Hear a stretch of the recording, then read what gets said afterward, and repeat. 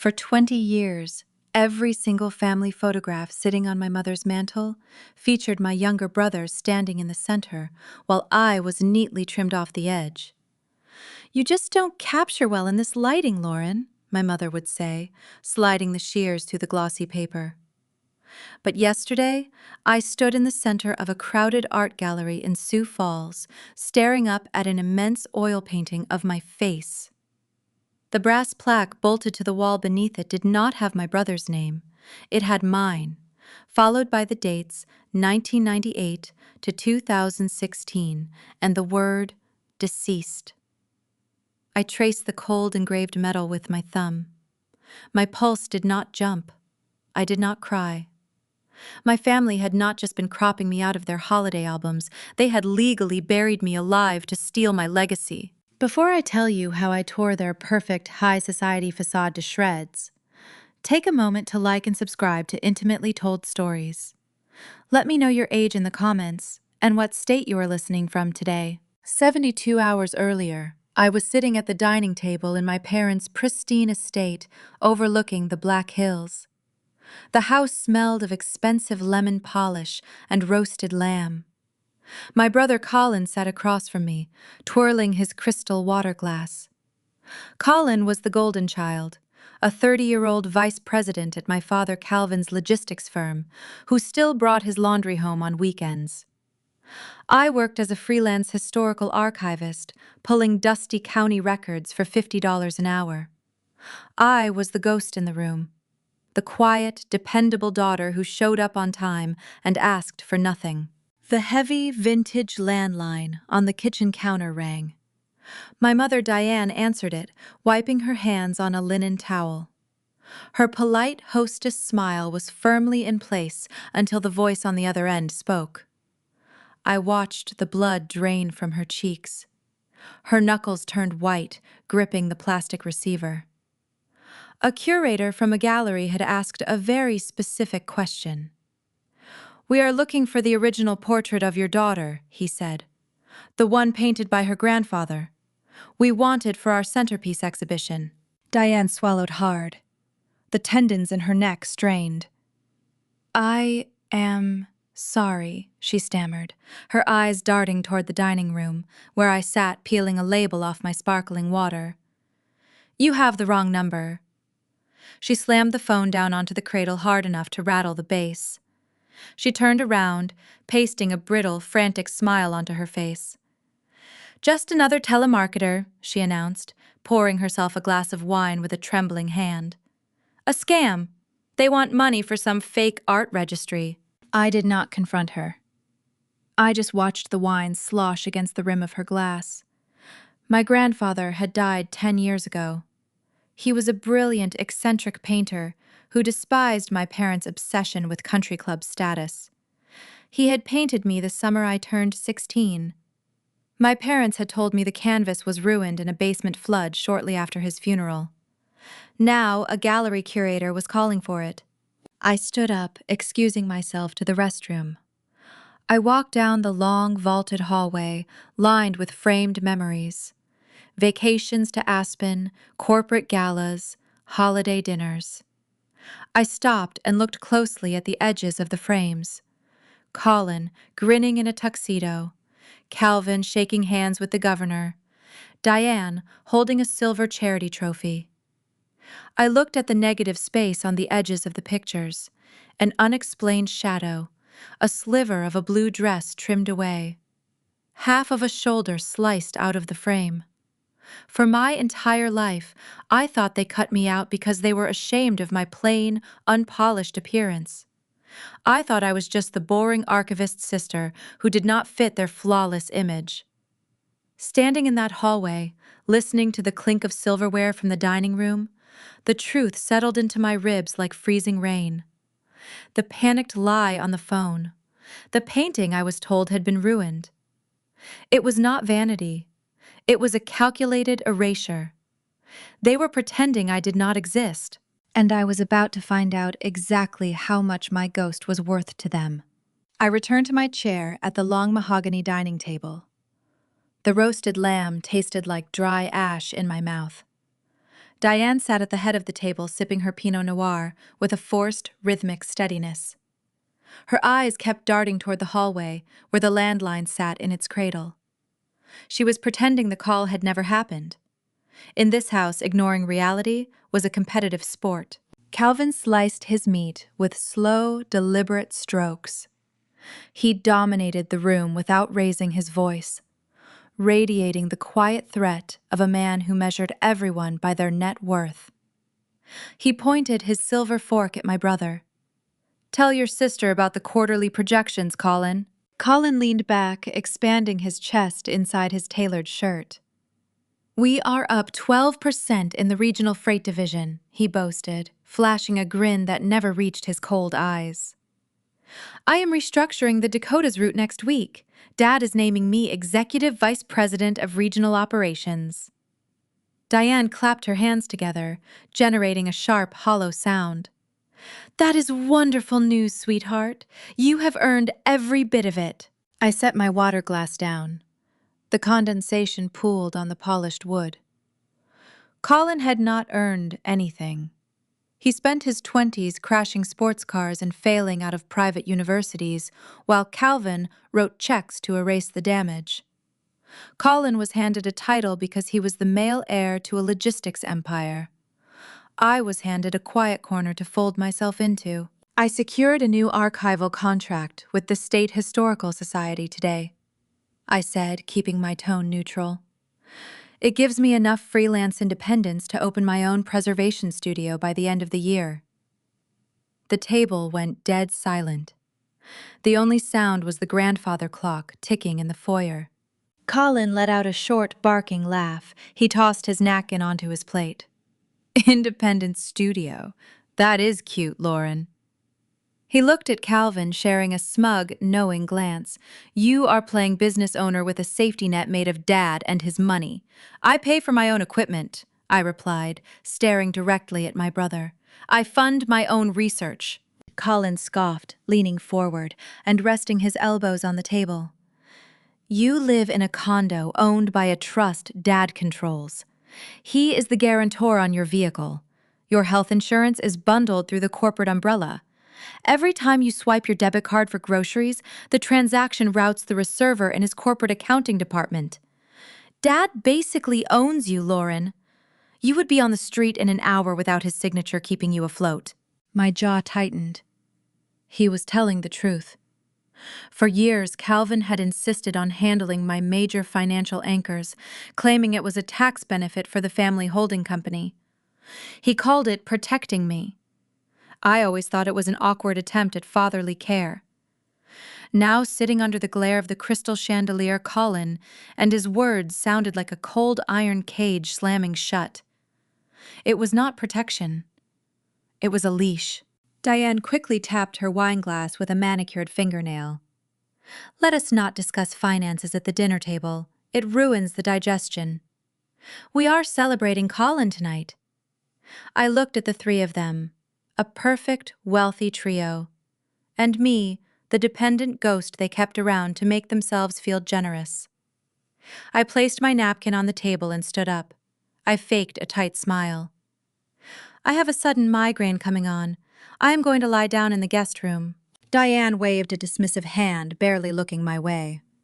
"Take an aspirin, Lauren. We will be out on the veranda." I walked up the grand staircase, listening to their voices fade as the thick sliding glass doors opened and closed. I did not go to the guest room. I walked straight down the carpeted hall to Calvin and his home office. The room smelled of expensive cigar smoke and old leather. The walls were lined with bound ledgers and photographs of Calvin shaking hands with senators. I moved quietly across the Persian rug toward the tall steel filing cabinet in the corner. Calvin kept it locked at all times. He claimed it held proprietary shipping manifests. I reached into my pocket and pulled out my keychain. Working as a historical archivist meant I frequently encountered antique lockboxes and sealed diaries. I had learned how to manipulate brass tumblers years ago. I slid a small tension wrench out of my kit and inserted it into the bottom of the keyway. I applied light pressure. I slipped a rake pick into the top, sliding it back and forth over the pins. One by one, the metal tumblers clicked into place. The sound was deafening in the quiet room. The final pin dropped. The cylinder turned. I pulled the steel drawer open. It was not filled with shipping contracts. It was packed with manila folders bearing my name, Lauren Schmidt. Medical records, banking statements, trust agreements. I pulled the thickest folder from the back. Inside lay a stack of thick parchment paper. Sitting on top was a handwritten letter from my grandfather.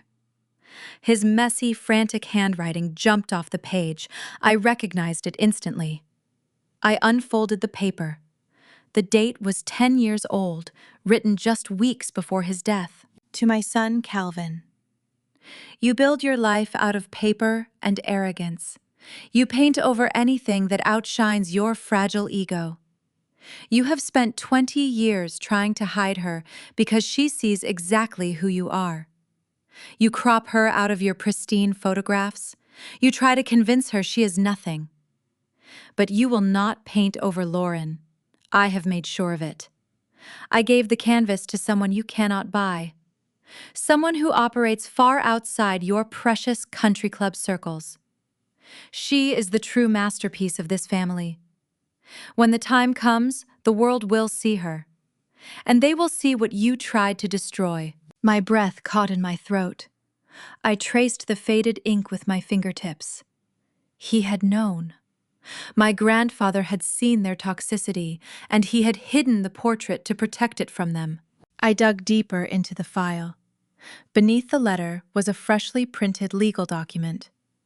It was a draft for an emergency injunction drawn up by Calvin and his high-priced corporate attorneys.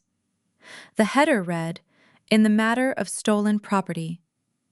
The target of the injunction was a prestigious art gallery located in the heart of Sioux Falls. I read the legal jargon, my heart pounding a steady drumbeat against my ribs. The document demanded the immediate seizure of an oil portrait titled Lauren. Calvin and his lawyers were arguing that the painting was stolen family property and depicted a deeply private subject suffering from severe emotional distress. They were already laying the groundwork to label me unstable. It was a calculated legal maneuver to invalidate any claim I might have to the artwork. But it was the final page that made my blood run freezing cold. Calvin was not asking the judge to return the painting to him. He was requesting a court order to have the canvas incinerated by a certified destruction firm. He wanted to burn my face to ash before anyone could see it. I looked at the date on the gallery exhibition schedule attached to the back of the injunction. The premiere event was scheduled for next Friday. I had exactly 7 days. A ticking clock counting down to the moment my parents would permanently erase the only evidence that someone in this family had truly loved me. I pulled my cell phone from my pocket and began snapping high-resolution photographs of every single page. The flash illuminated the dark mahogany walls. I captured the letter, the injunction, the gallery address, and the legal arguments. I needed proof. I needed ammunition. My parents had built an empire on lies and control.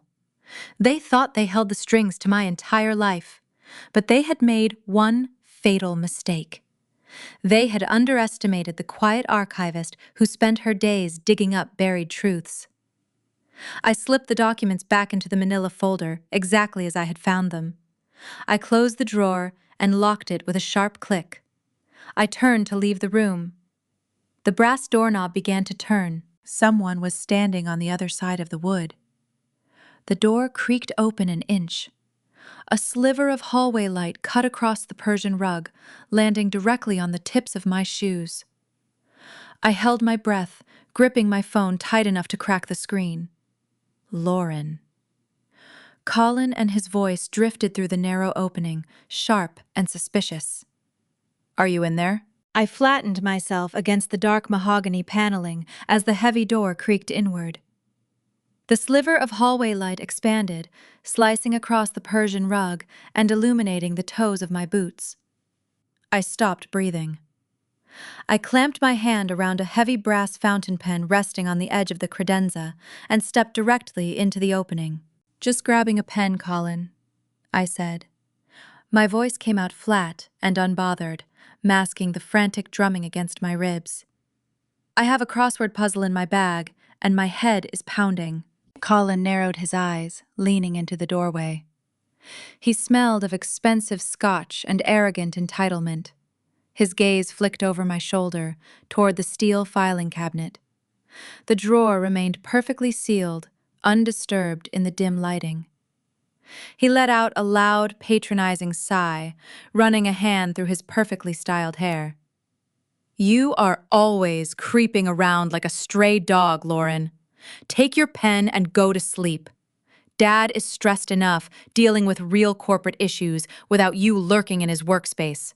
I brushed past him, letting my shoulder bump his chest just hard enough to force him to shift his weight.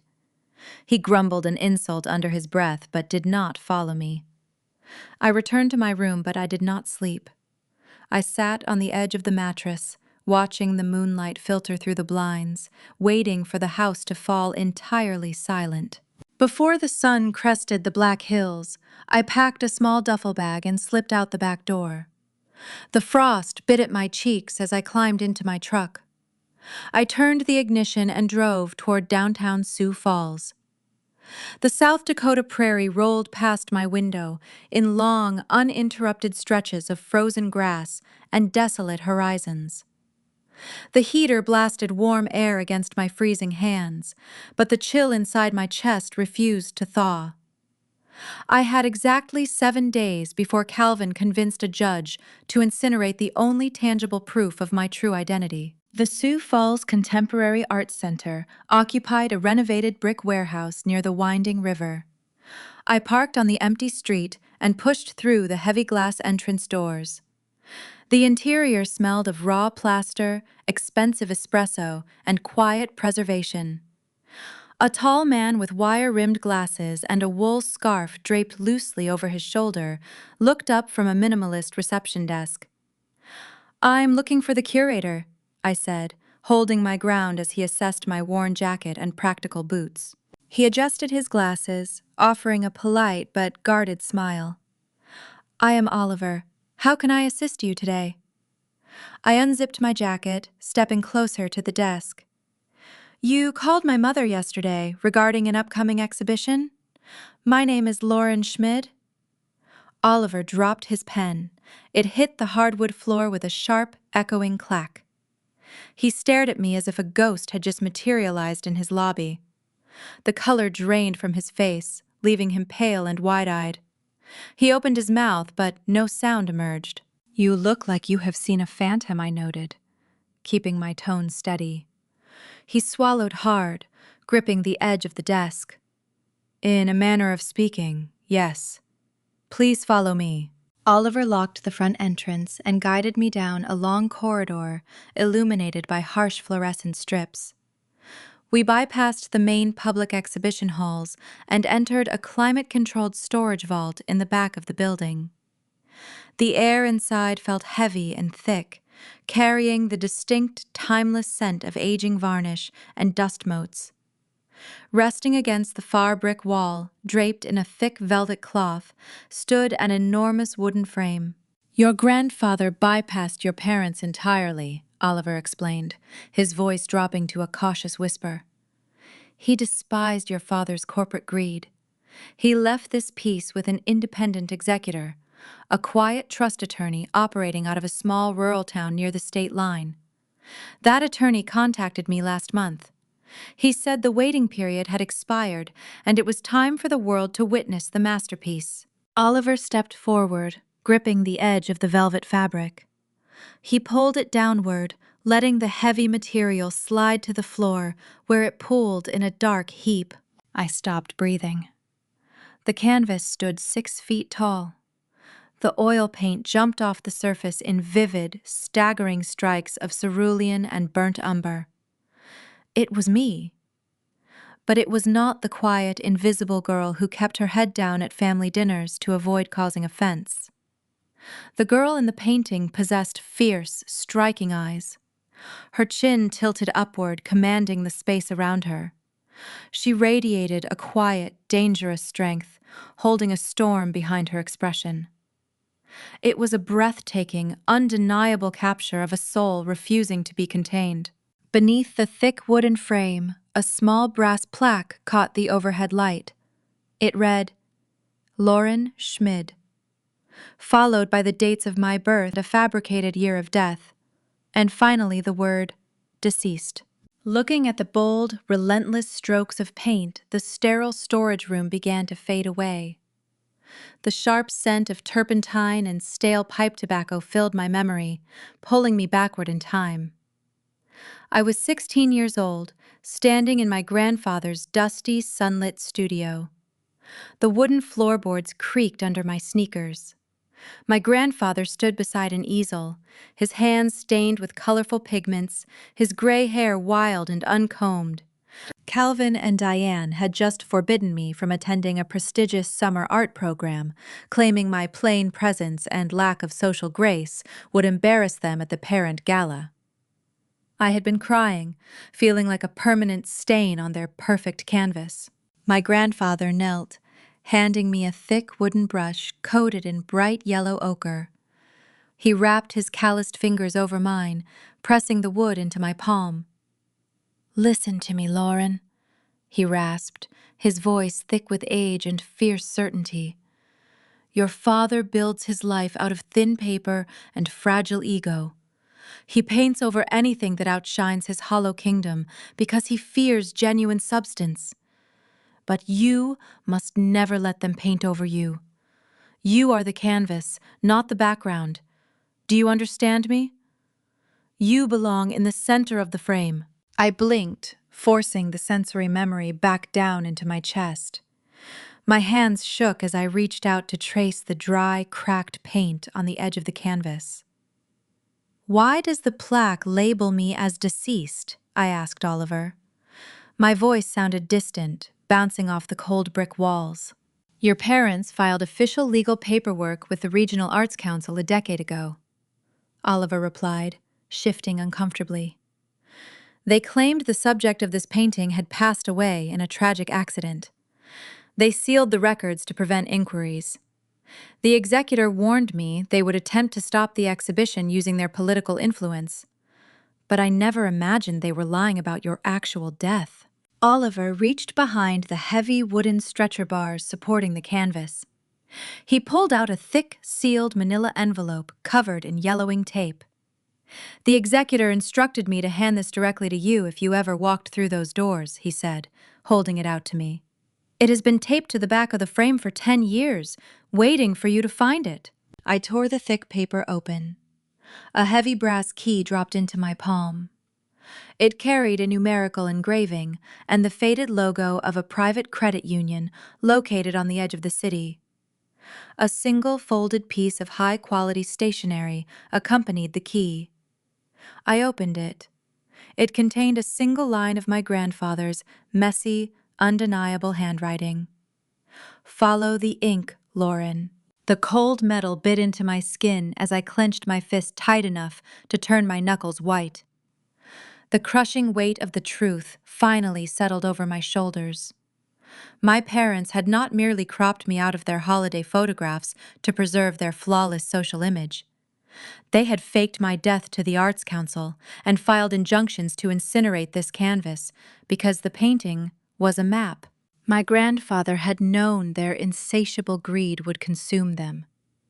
He had hidden an entire legacy right beneath their noses, using the one thing they refused to look at: me. The key in my hand did not just open a simple safety deposit box. It opened the door to a financial empire they had stolen from me. I thanked Oliver and turned toward the exit. I had a bank vault to open and a decade of theft to uncover. I drove across town to the address stamped on the brass key. The credit union sat on a quiet corner in downtown Sioux Falls, built from heavy limestone and dark-tinted glass. The wind whipped down the street, carrying the bitter chill of a South Dakota winter.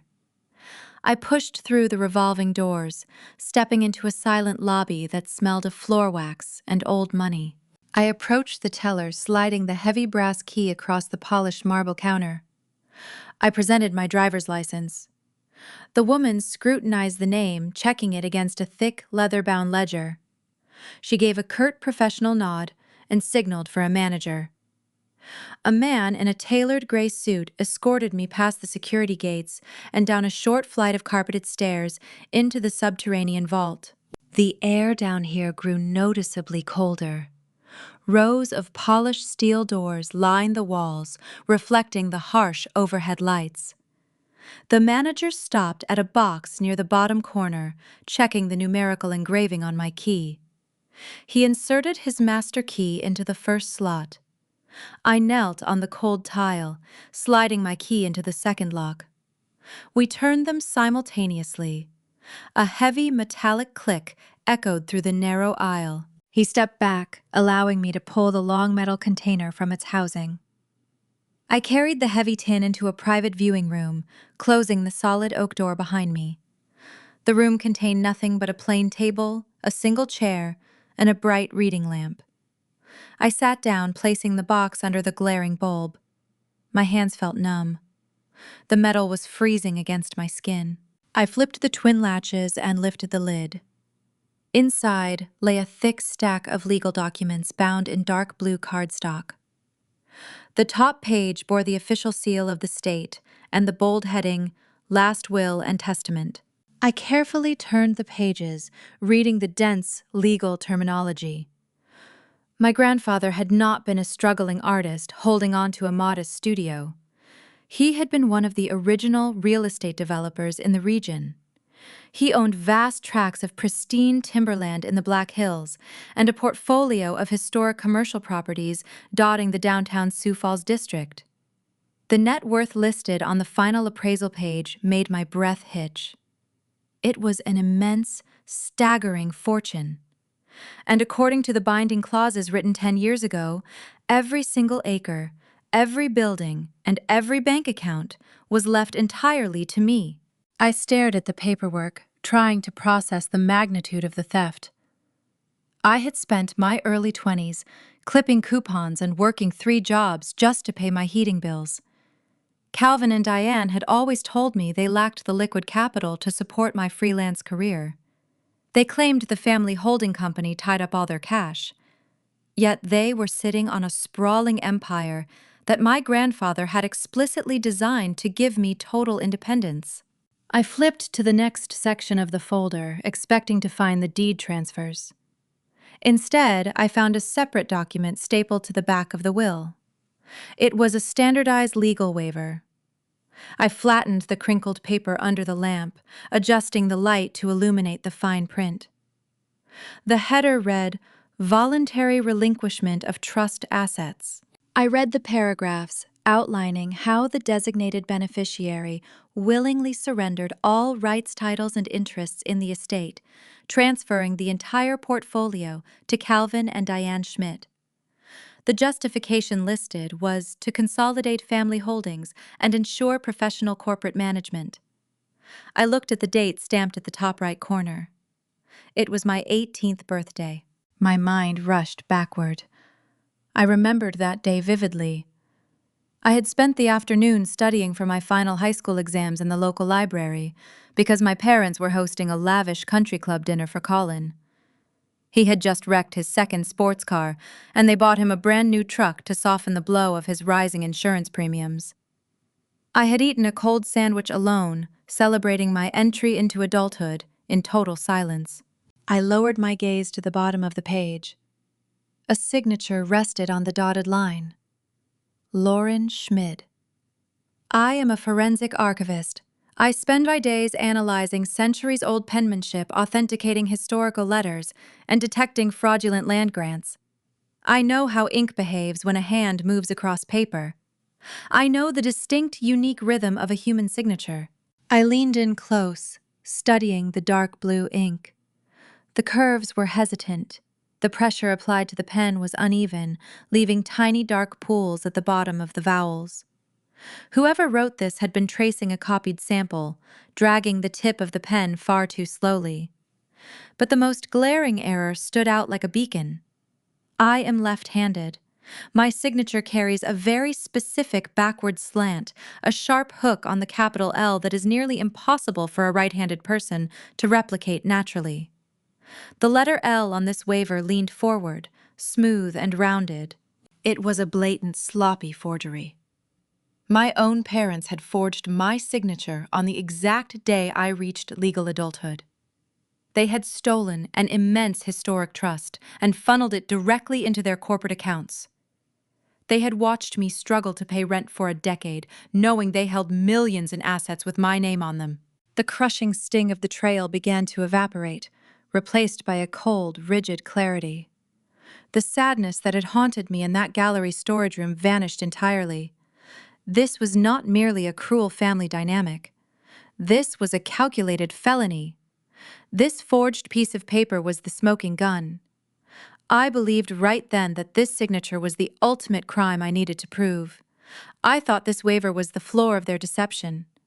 I had no idea it was just a fragile trapdoor leading to a much darker truth. I placed the documents back into the metal tin. I slid my cell phone from my pocket, opening the camera application. I took dozens of clear, illuminated photographs, capturing every clause, every date, and the forged signature from multiple angles. I secured the physical papers back inside the metal box, leaving the original evidence safe within the subterranean vault. I locked the container, returned it to the wall, and walked out into the freezing Sioux Falls afternoon. The biting wind did not bother me anymore. I felt an undeniable burning focus taking root in my chest. I wanted ruthless legal retribution. I wanted to tear down the pristine facade they had built and expose the rotting foundation underneath. But to do that, I needed to know the exact perimeter of the conspiracy. I needed to know if Colin was just a spoiled beneficiary or an active participant in the theft. My brother lived a life of pure excess, driving imported cars and wearing custom suits, all funded by the holding company. My holding company. I pulled my keys from my pocket, unlocking my truck. I climbed into the driver's seat and dialed his number. He picked up on the third ring, the loud hum of a busy restaurant playing in the background. "Lauren," he answered, his tone dripping with bored condescension. "I am in the middle of a client lunch. What do you need?" I kept my voice light, masking the lethal intent behind my words. "I found some interesting banking documents in Dad's office last night, Colin. Trust transfers from Grandpa's estate. I think we need to have a conversation." The background noise on his end of the line seemed to vanish. A thick, suffocating silence stretched between us. "Meet me at the coffee shop downtown in 1 hour," I said. "Do not be late." I ended the call before he could formulate a lie. The trap was set. My brother was about to step right into it. I chose a bustling coffee shop in the center of downtown Sioux Falls for our meeting. The mid-afternoon rush guaranteed a crowded room, filled with the loud hiss of espresso machines and the constant hum of overlapping conversations. I wanted a public venue. My brother possessed a notorious temper when cornered, and a crowded room offered a natural barrier against his predictable outbursts. I claimed a small circular table near the front window, watching the frost gather on the glass. 10 minutes past our agreed time, a sleek silver sports car pulled up to the curb, parking illegally in a loading zone. Colin stepped out, stepping over a frozen puddle in his Italian leather shoes. He wore a tailored charcoal overcoat and checked his luxury wristwatch with a sharp, impatient flick of his wrist. He was the picture of unearned entitlement, a man who believed the world existed merely to accommodate his schedule. He pushed through the glass door, bringing a gust of freezing wind with him. He scanned the room, spotted me, and marched over with a deep scowl pulling at his features. He did not bother taking off his coat. He dropped into the metal chair across from me, crossing his arms over his chest. "Make this fast, Lauren," he demanded, glancing around the cafe as if being seen with me might damage his local reputation. I skipped a strategic planning session to be here. What is this nonsense about Grandpa's trust? I took a slow sip of my black coffee, letting the silence stretch. I watched him fidget.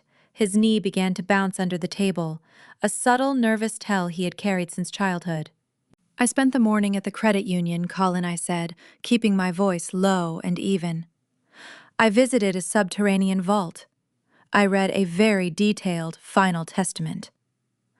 Colin shifted his weight, his jaw tightening. His eyes darted toward the barista counter, then back to me.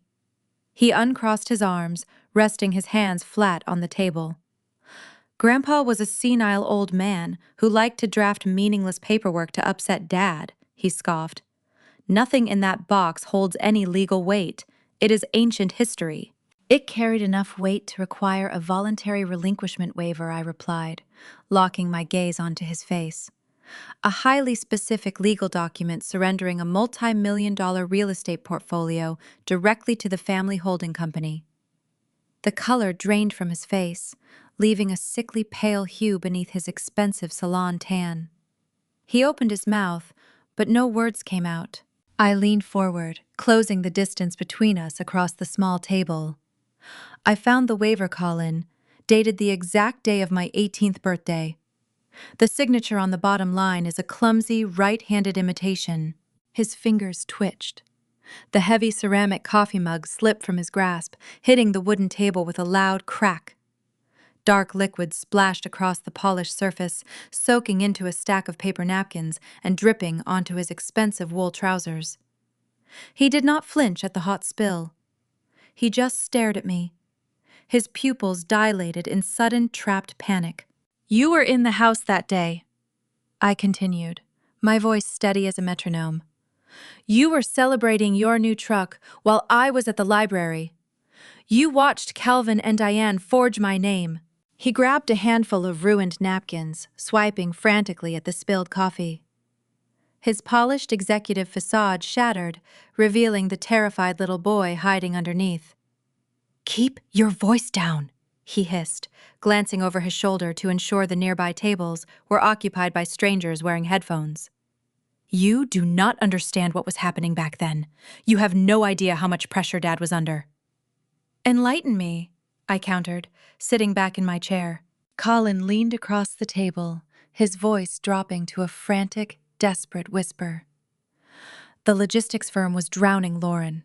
Fuel prices skyrocketed, and the regional freight routes were hemorrhaging cash. Dad was facing bankruptcy. The banks were threatening to call in all our commercial loans. We would have lost the house, the cars, the entire business. So he stole my inheritance to balance his corporate ledgers. I summarized, feeling the cold knot of betrayal tighten in my chest. He protected the family. Colin snapped his defense, growing fierce. Grandpa was out of his mind, leaving that much liquid capital and real estate to a teenager. You were sketching historical buildings in spiral notebooks. You had no business acumen. You would have squandered it on art supplies and charity projects. Dad used that portfolio to save the holding company. He saved us. He saved you, I corrected, letting the razor-sharp edge of my tone slice through his pathetic justification. He funded your vice president title, your sports cars, and your country club memberships using assets with my name on them. You knew the whole time. Cullen slumped back in his chair, the fight draining out of his posture. He looked at the puddle of spilled coffee, his hands trembling slightly. He was a fully complicit co-conspirator. He had funded his lavish, arrogant life by siphoning the stolen wealth of the sister he constantly degraded. Every insult he had hurled at me over the past 10 years, every mocking comment about my modest income, was a calculated projection designed to mask his own profound guilt. "Listen to me, Lauren," he pleaded, his tone shifting from defensive anger to manipulative bargaining. "You cannot take this to a judge. Tearing open a 10-year-old trust document will trigger a massive federal audit. It will destroy the holding company. Dad will go to prison. I will lose my equity. The resulting scandal will ruin our family name in this state forever.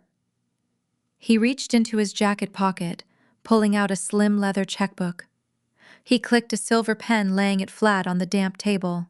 "We can fix this quietly," he urged, forcing a desperate smile. "Dad controls the finances, but I have my own discretionary accounts. I can set up a generous monthly stipend for you. I will cover the lease on your condo indefinitely. I will fund your historical preservation studio. Name your price, Lauren. You can have the independent life you always wanted without destroying your own blood." I looked down at the leather checkbook and the shiny silver pen. For my entire life, I had craved a seat at their table. I had endured the subtle insults, the cropped photographs, and the suffocating isolation because I believed, deep down, they were still my family. I thought my quiet loyalty would eventually earn their genuine respect. Sitting in that bustling cafe, watching my brother attempt to purchase my silence with my own stolen money, the final thread tying me to them snapped. I stood up, pushing my chair back. The metal legs scraped loudly against the tile floor, drawing glances from the surrounding patrons. "You cannot buy a ghost, Colin," I said, buttoning my coat.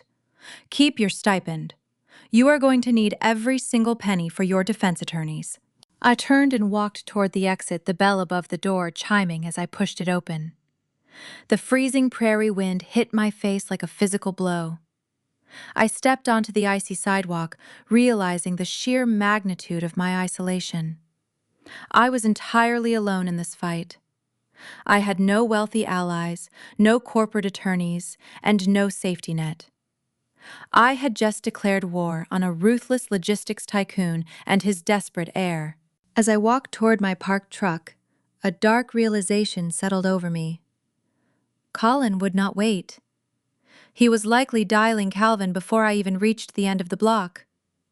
They knew I possessed the bank coordinates, and they knew I was beyond their manipulation. They had spent a decade controlling every aspect of my financial existence. The condo lease, the health insurance, the vehicle guarantor. They held the keys to my survival. I reached for my door handle, my mind racing through my meager defense options. My cell phone vibrated in my pocket. I pulled it out, staring at the screen. A bright red notification banner flashed across the glass. It was an automated alert from my primary checking account. The screen read, "Transaction denied, insufficient funds." The retaliation had not merely begun, it was already here. I stared at the glowing screen of my phone outside the coffee shop. The red text mocked me. "Transaction denied." I opened my banking application, typing in my password with freezing fingers. The dashboard loaded, showing my checking and savings accounts. Both displayed a balance of $0 and 0 cents. A secondary notification sat in the inbox. "Account frozen pending corporate review." Calvin had not just cut off my access to the trust, he had drained my personal earnings, the $50 an hour I made archiving documents, because those funds flowed through the family holding company server. I was penniless, standing on an icy sidewalk in downtown Sioux Falls. I climbed into my truck, turning the key. The fuel gauge read just under a quarter tank. I had to get home. The drive back to my condo felt like navigating a sensory blur. My mind raced, calculating my available assets. I had a few $100s in cash stashed inside a hollowed-out book on my bookshelf. I could pawn my digital camera. I parked in my assigned space and hurried up the exterior stairwell of the building. A bright yellow piece of paper was taped to the center of my front door. It flapped wildly in the freezing wind. I ripped it down, reading the bold black print. "Notice to vacate." The property management company cited a sudden withdrawal of the primary guarantor. Calvin had pulled his signature on my lease. The document gave me 24 hours to remove my belongings or face trespassing charges and immediate lockout. The cage Colin had described was shrinking rapidly, trying to crush me into submission. I unlocked the door and stepped inside. The condo felt like a trap waiting to spring. The familiar smell of old paper and vanilla candles now seemed suffocating. I grabbed a duffel bag from the hall closet and began stuffing it with essentials: heavy wool sweaters, thermal socks, a thick winter coat.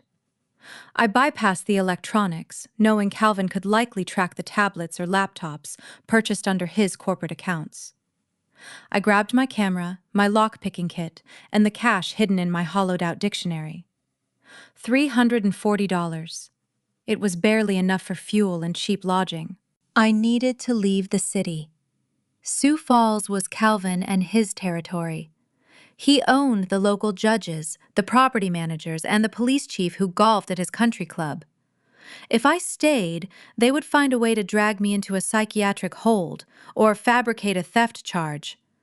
I had to disappear into the vast, rural stretches of the state. I zipped the bag, slinging it over my shoulder. I did not look back at the life they had allowed me to rent. I pointed my truck west, toward the imposing silhouette of the Black Hills. The sun dipped below the prairie horizon, casting long, haunting shadows across the asphalt. The temperature plummeted, frosting the edges of my windows. I kept the heater on low, preserving what little fuel remained in the tank. The highway emptied out, leaving only the occasional passing semi-truck cutting through the darkening landscape. I drove for 3 hours, watching the flat plains morph into towering pine forests and steep, rocky inclines. My plan was simple: find a cheap, cash-only motel near Rapid City, hunker down, and formulate a legal strategy to attack the forged waiver. I needed a lawyer who operated outside my father's sphere of influence, a ruthless litigator who smelled blood in the water. The dense canopy of the Black Hills pine trees blotted out the moonlight. The winding road grew treacherous, coated in a thin layer of black ice. My phone sat in the passenger seat, plugged into the charger. I glanced at the screen, relying on the GPS map to navigate the remote mountain passes. Without warning, the illuminated map vanished, replaced by a gray error screen. No network connection. I picked up the device, tapping the retry button. The signal bars in the upper corner showed a red slash. I assumed it was the rural geography, a dead zone deep within the hills. I drove another 10 miles, navigating blind around sharp cliffs and dark gorges. Still no signal. I tried placing a call to the local highway patrol just to test the line. A cold, automated voice clicked through the speaker.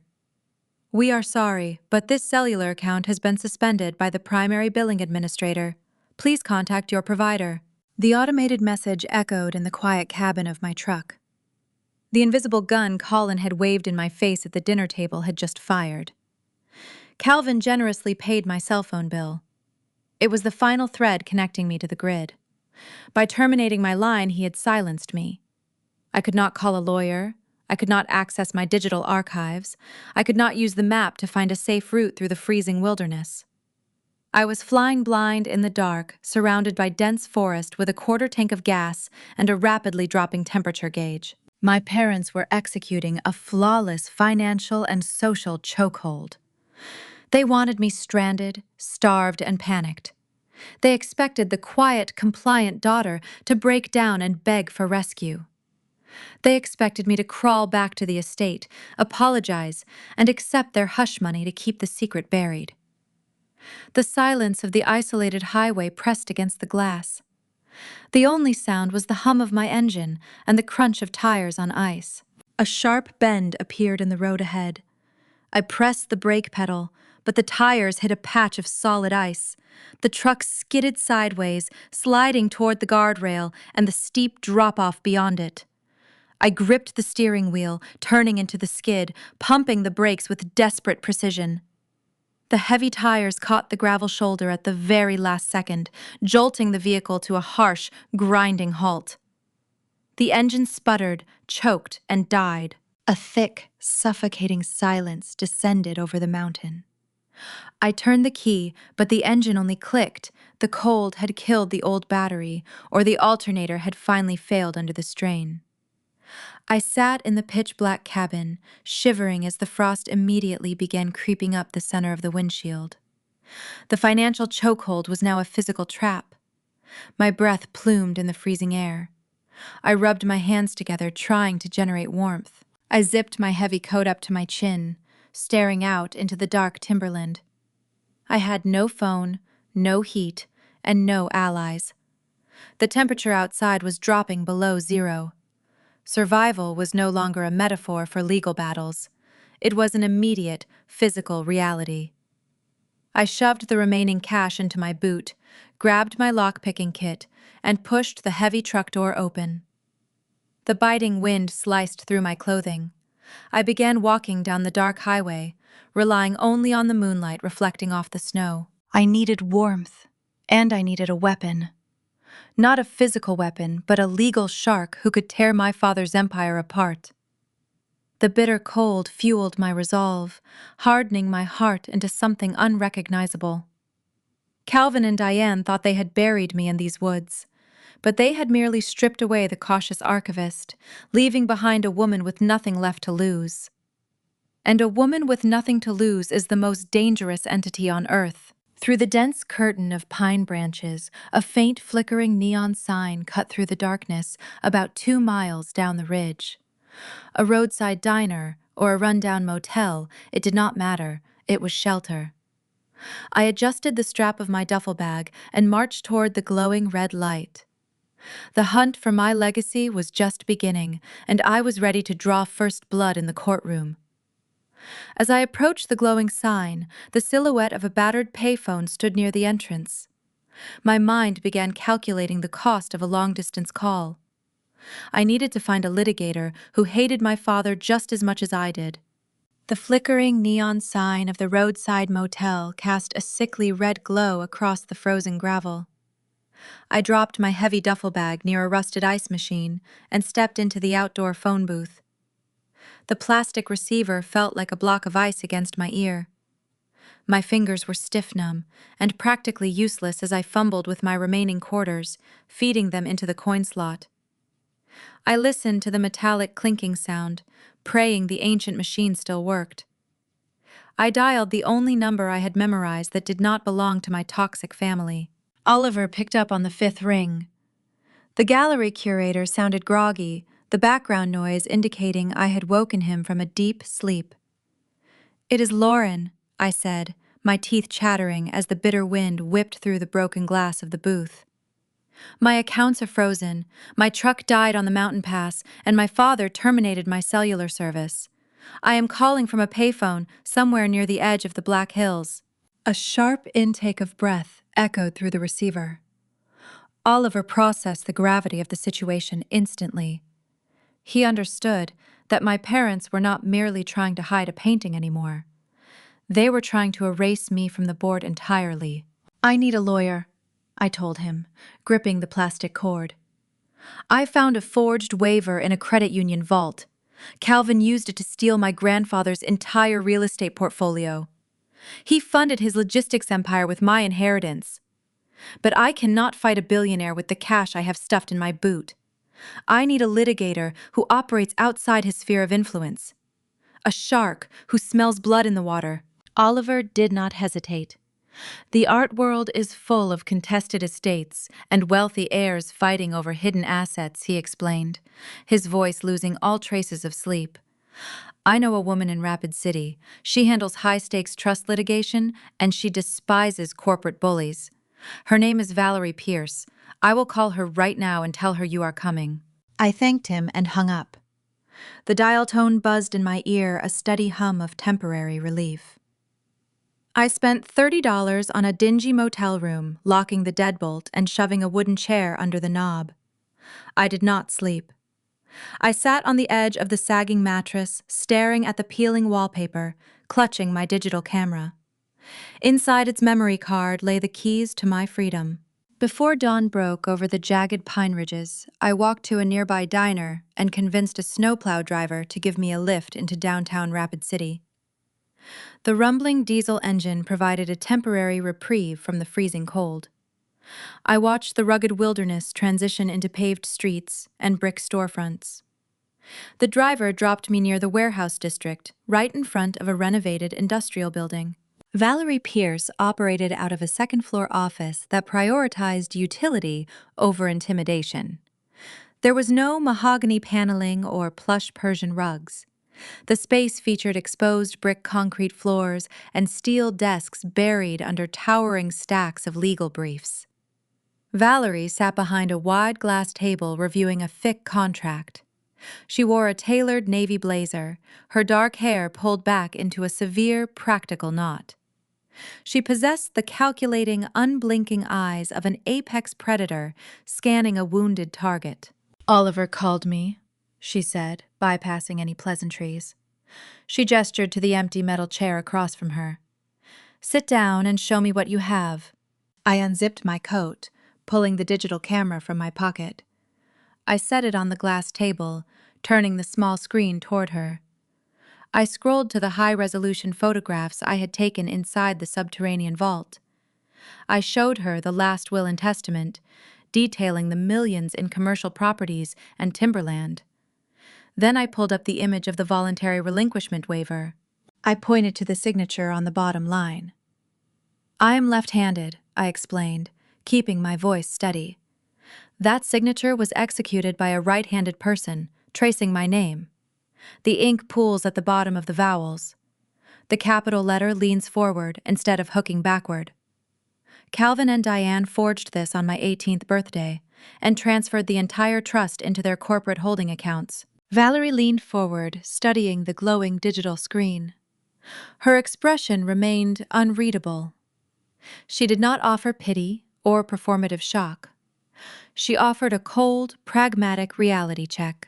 "A slanted letter is an intriguing start," Lauren, she noted, tapping her pen against the glass. "But courtrooms do not run on common sense or amateur handwriting analysis.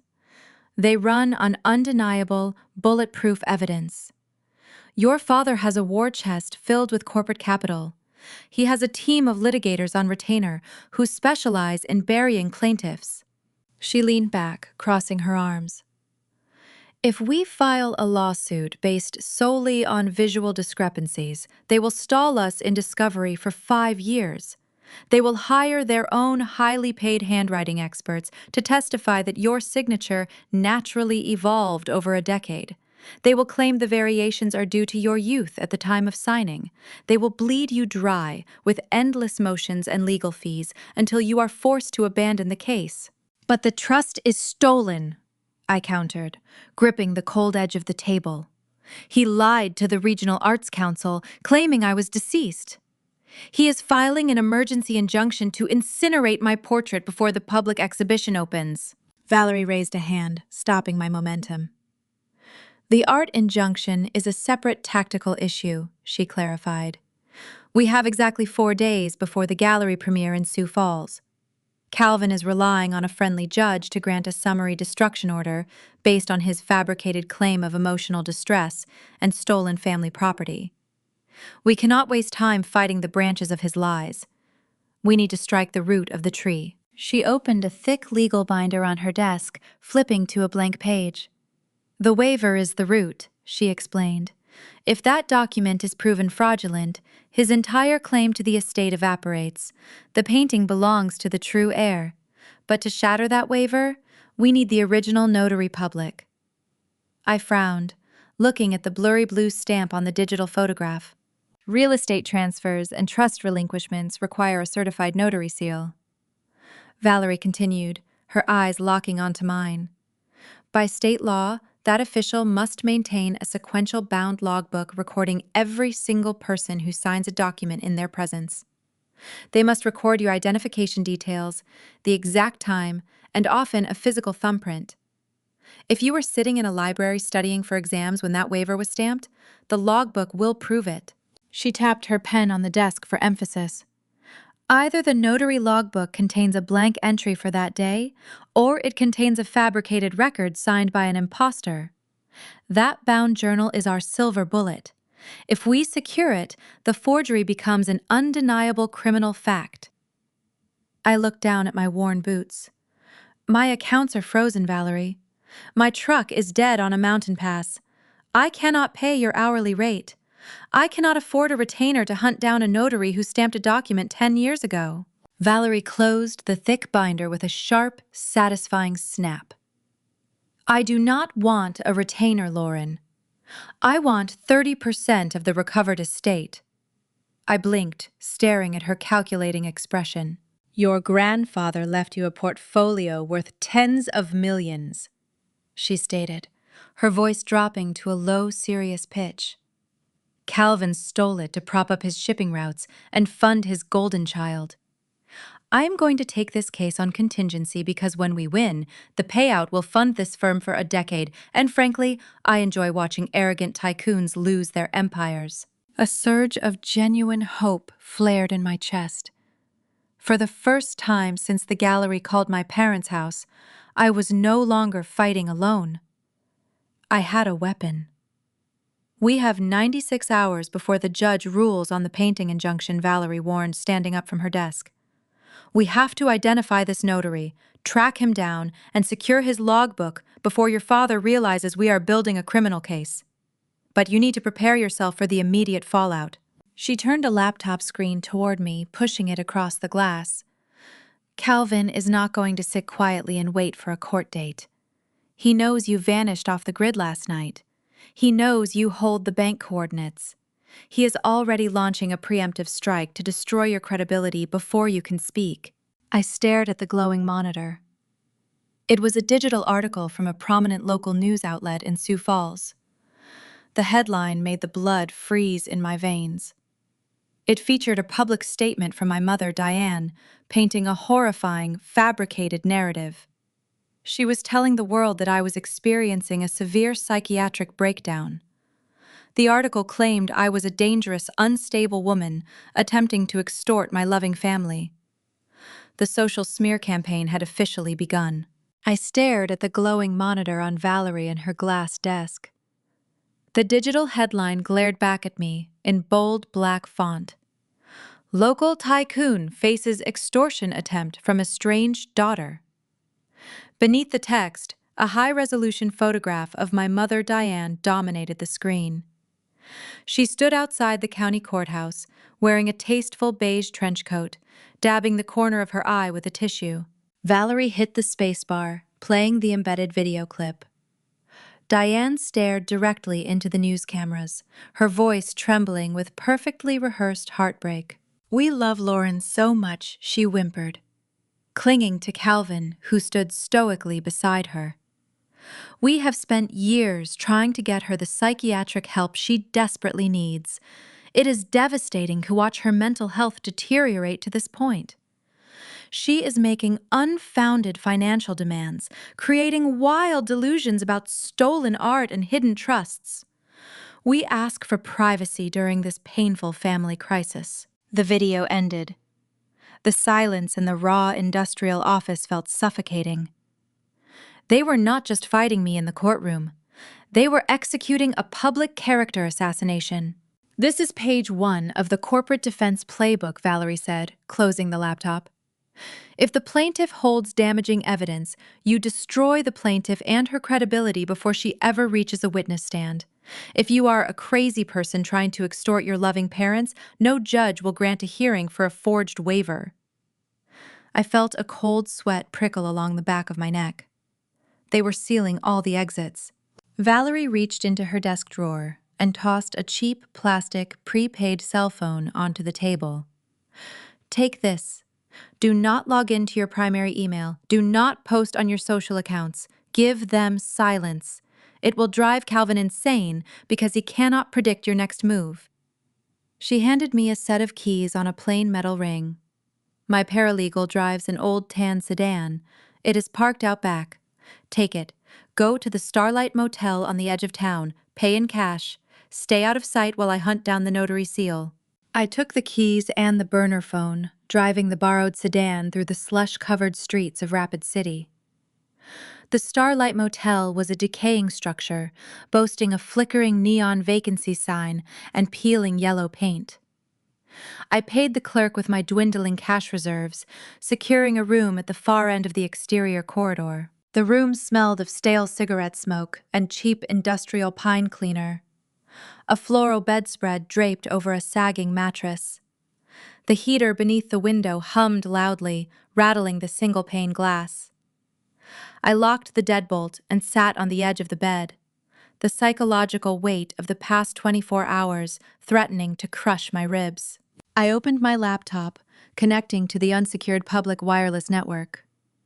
I knew Valerie told me to stay offline, but a morbid curiosity forced my hand. I needed to see how far the poison had spread. I opened a private browser tab and accessed my social profiles. The Whisper campaign had transformed into a deafening roar. My inbox was overflowing with direct messages from extended relatives, family friends, and college peers. My stomach churned as I read through the digital onslaught. My Aunt Patricia sent a long paragraph dripping with condescending pity. "Lauren, you are tearing your poor mother apart. Please check yourself into a facility. We are all praying for your recovery." A former roommate who I had not spoken to in 3 years posted a public status sharing the news article. "Always knew something was off about her. Sending love to the Schmidt family during this nightmare." Colin had even mobilized his corporate network. Executives from the logistics firm left comments condemning my greedy betrayal. The narrative was flawless, tight, and impenetrable. They had painted a masterpiece of deception, framing me as an unhinged monster attacking the generous pillars of the community. I closed the browser, the isolation settling over me like a heavy wool blanket. I was entirely cut off. Anyone who could have offered a couch alone or a sympathetic ear had been weaponized against me. Calvin possessed millions of dollars and a vast network of influence. I had a cheap motel room and a borrowed car. The urge to surrender curled tightly in my gut. I could drop the lawsuit. I could walk away, start over in another state, change my name, and let them keep the stolen empire. It would be so easy to stop fighting. I reached for my duffel bag, intending to pack it back up. My hand brushed against the digital camera resting on the nightstand. The device held the photographs of the forged waiver. Beside it sat my laptop screen displaying my desktop background. The background image was a digital collage I had built for an archiving portfolio. It featured dozens of high-resolution scans of my family photographs, spanning 2 decades. I pulled my hand away from the bag, dragging the cursor to open the folder containing the raw image files. I clicked through the pictures, letting them fill the screen. A summer vacation in the Hamptons. Colin stood centered, holding a sailboat tiller. Diane smiled behind designer sunglasses. On the far left edge, a floating elbow, wearing my distinct blue cardigan, remained visible. I clicked the next file. A holiday gala at the country club, Calvin raising a champagne flute. Half of my silver dress survived the sharp slice of the shears. For 20 years, I believed this was a byproduct of vanity. I thought my mother cropped me out because my plain features disrupted her flawless aesthetic. I thought I was simply not pretty enough, not polished enough to earn a spot in the silver frames adorning the mahogany mantel. But staring at the glowing pixels sitting in that freezing, dingy motel room, the symbolism shifted. The puzzle pieces locked together, forming a terrifying, horrifying picture. It was never about my lack of beauty. It was a visual map of a crime. If you plan to steal a multi-million-dollar real estate trust from the primary beneficiary, you have to lay the groundwork long before the ink dries on the forgery. You have to convince the high society community that the beneficiary does not truly exist. You have to condition your social circle to accept her absence. By physically cutting me out of the photographs, Diane and Calvin were executing a slow, methodical psychological conditioning. They were establishing me as a non-entity. When the time came to claim I was a tragic, unstable ghost incapable of managing a massive fortune, the public easily digested the lie, because they never truly saw me anyway. My parents had built a 20-year paper trail of erasure just to steal my legacy. The crushing sorrow evaporated. The desire to surrender burned away, leaving only a cold, weaponized fury in its wake. They had tried to paint over me. They had tried to cut me out of the frame. But I was still here. I closed the photo folder and slammed the laptop shut. I refused to break. The cheap plastic burner phone vibrated on the nightstand, buzzing against the cheap veneer wood. I snatched it up, pressing the receiver to my ear. I found the silver bullet Valerie announced, her voice crackling over the prepaid cellular connection. I pulled the original property transfer microfiche from the county clerk archives. The blue stamp on your waiver belongs to a man named Mitchell Reed. Where is he? I asked, gripping the plastic casing. That is the problem, Valerie sighed, typing rapidly on her end of the line. Mitchell Reed let his notary license expire 9 years ago, right after your 18th birthday. He fell completely off the grid. No registered vehicles, no updated tax returns. But my private investigator ran his social security number through a deep background database. 5 years ago, a hunting cabin deep in the northern hills near the state border was purchased through a blind trust. The utility bills for that cabin are paid by a cashier check, mailed from a post office box, registered to Mitchell Reed. He is hiding, I deduced, my heart pounding a steady battle rhythm. He knows what he did for Calvin, and he knows it carries a felony prison sentence. The cabin is isolated, Lauren Valerie warned. It is located off a logging road, surrounded by dense timber. The weather up there is brutal, and Calvin might have people keeping tabs on that location, just in case the notary ever tries to blackmail him. You cannot just knock on his door. Send me the coordinates, I commanded, grabbing my heavy winter coat from the sagging bed. I am not going to knock. I am going to give him a choice. He either hands over the logbook or I let Calvin destroy him. Lauren, wait, Valerie started, but I ended the call. I tossed the burner phone into my pocket and grabbed the keys to the borrowed sedan. The social smear campaign could burn my reputation to ash, but it could not stop me from finding the match that started the fire. I stepped out of the dingy motel room into the freezing prairie night, pointing the vehicle north, toward the dark, imposing wilderness. The borrowed tan sedan groaned against the steep incline of the logging route. Its tires spun on treacherous patches of black ice, gripping the gravel just in time to push the vehicle deeper into the remote northern stretch of the Black Hills. I drove for 4 hours, navigating solely by the glowing coordinates Valerie sent to my prepaid device. The dense pine canopy blocked out the moonlight, plunging the rugged terrain into a suffocating darkness. The heater in the old car rattled constantly, blowing lukewarm air against my numb fingers. I did not care about the cold. A white-hot determination fueled my pulse, overriding any lingering exhaustion. The digital indicator blinked, signaling I had reached the destination. I pulled the sedan off the main dirt path, hiding its chassis behind a cluster of snow-covered boulders. I turned the key, silencing the engine.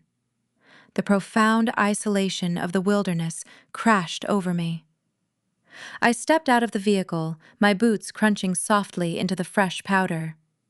A faint trail of gray wood smoke drifted through the towering trees, leading me toward a small clearing.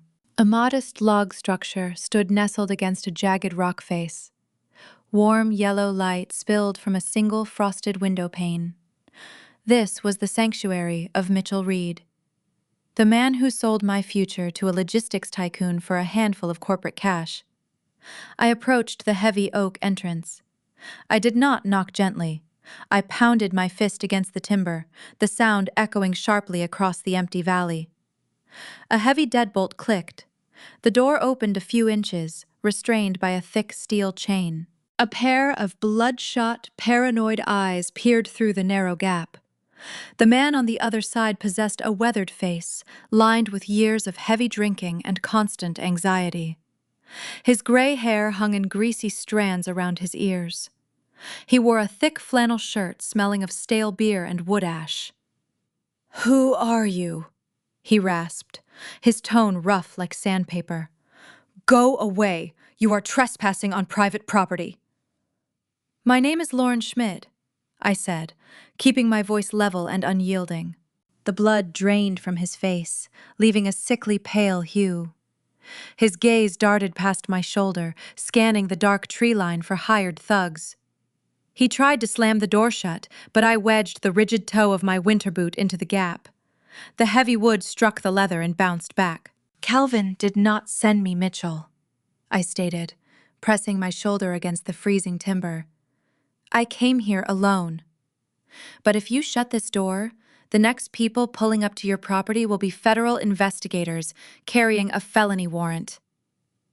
His breathing turned shallow and rapid. His trembling hands hesitated on the edge of the frame. I pushed forward, stretching the chain to its physical limit. 10 years ago, you stamped a voluntary relinquishment waiver." I continued locking my gaze onto his terrified eyes. "You verified my signature, transferring a historic real estate portfolio to my father. But I was sitting in a public library that afternoon.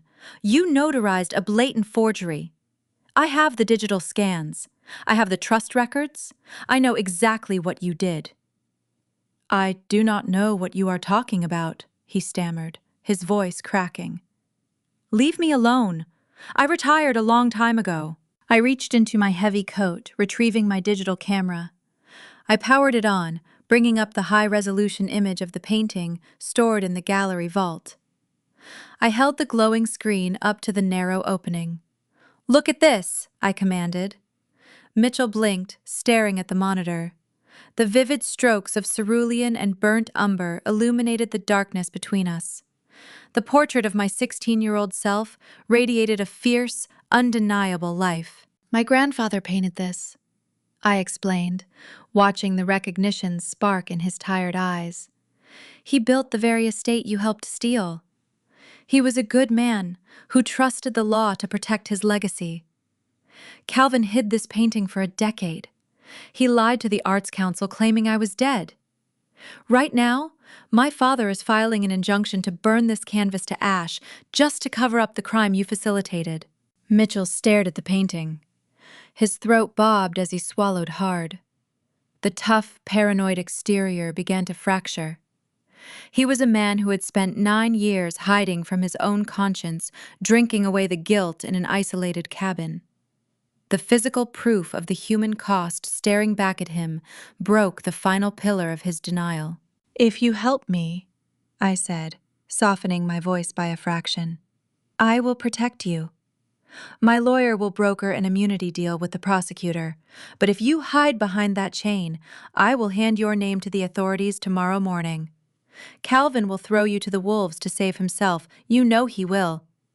You are the only loose end left." A tense silence stretched between us. The wind howled through the pine branches, rattling the frosted window panes. Mitchell closed his eyes, a single tear tracking down his weathered cheek. He unhooked the heavy steel chain and opened the door. "Step inside," he whispered, turning his back to the bitter wind. The interior of the cabin was cramped and cluttered. Empty bottles lined the kitchen counter. A fire crackled in a stone hearth, casting dancing shadows across the log walls. Mitchell walked over to a worn leather armchair and collapsed into it, burying his face in his calloused hands. "Your father paid me $50,000, he confessed, his words muffled by his palms. "I was drowning in gambling debts. I was going to lose my house. Calvin brought the waiver to my office. He told me it was a simple internal family transfer. He said you agreed to it, but you were out of town touring colleges. He handed me the envelope of cash, and I stamped the paper. I knew it was wrong. The signature looked traced. But I took the money." I stood over him, my heart pounding a steady rhythmic beat.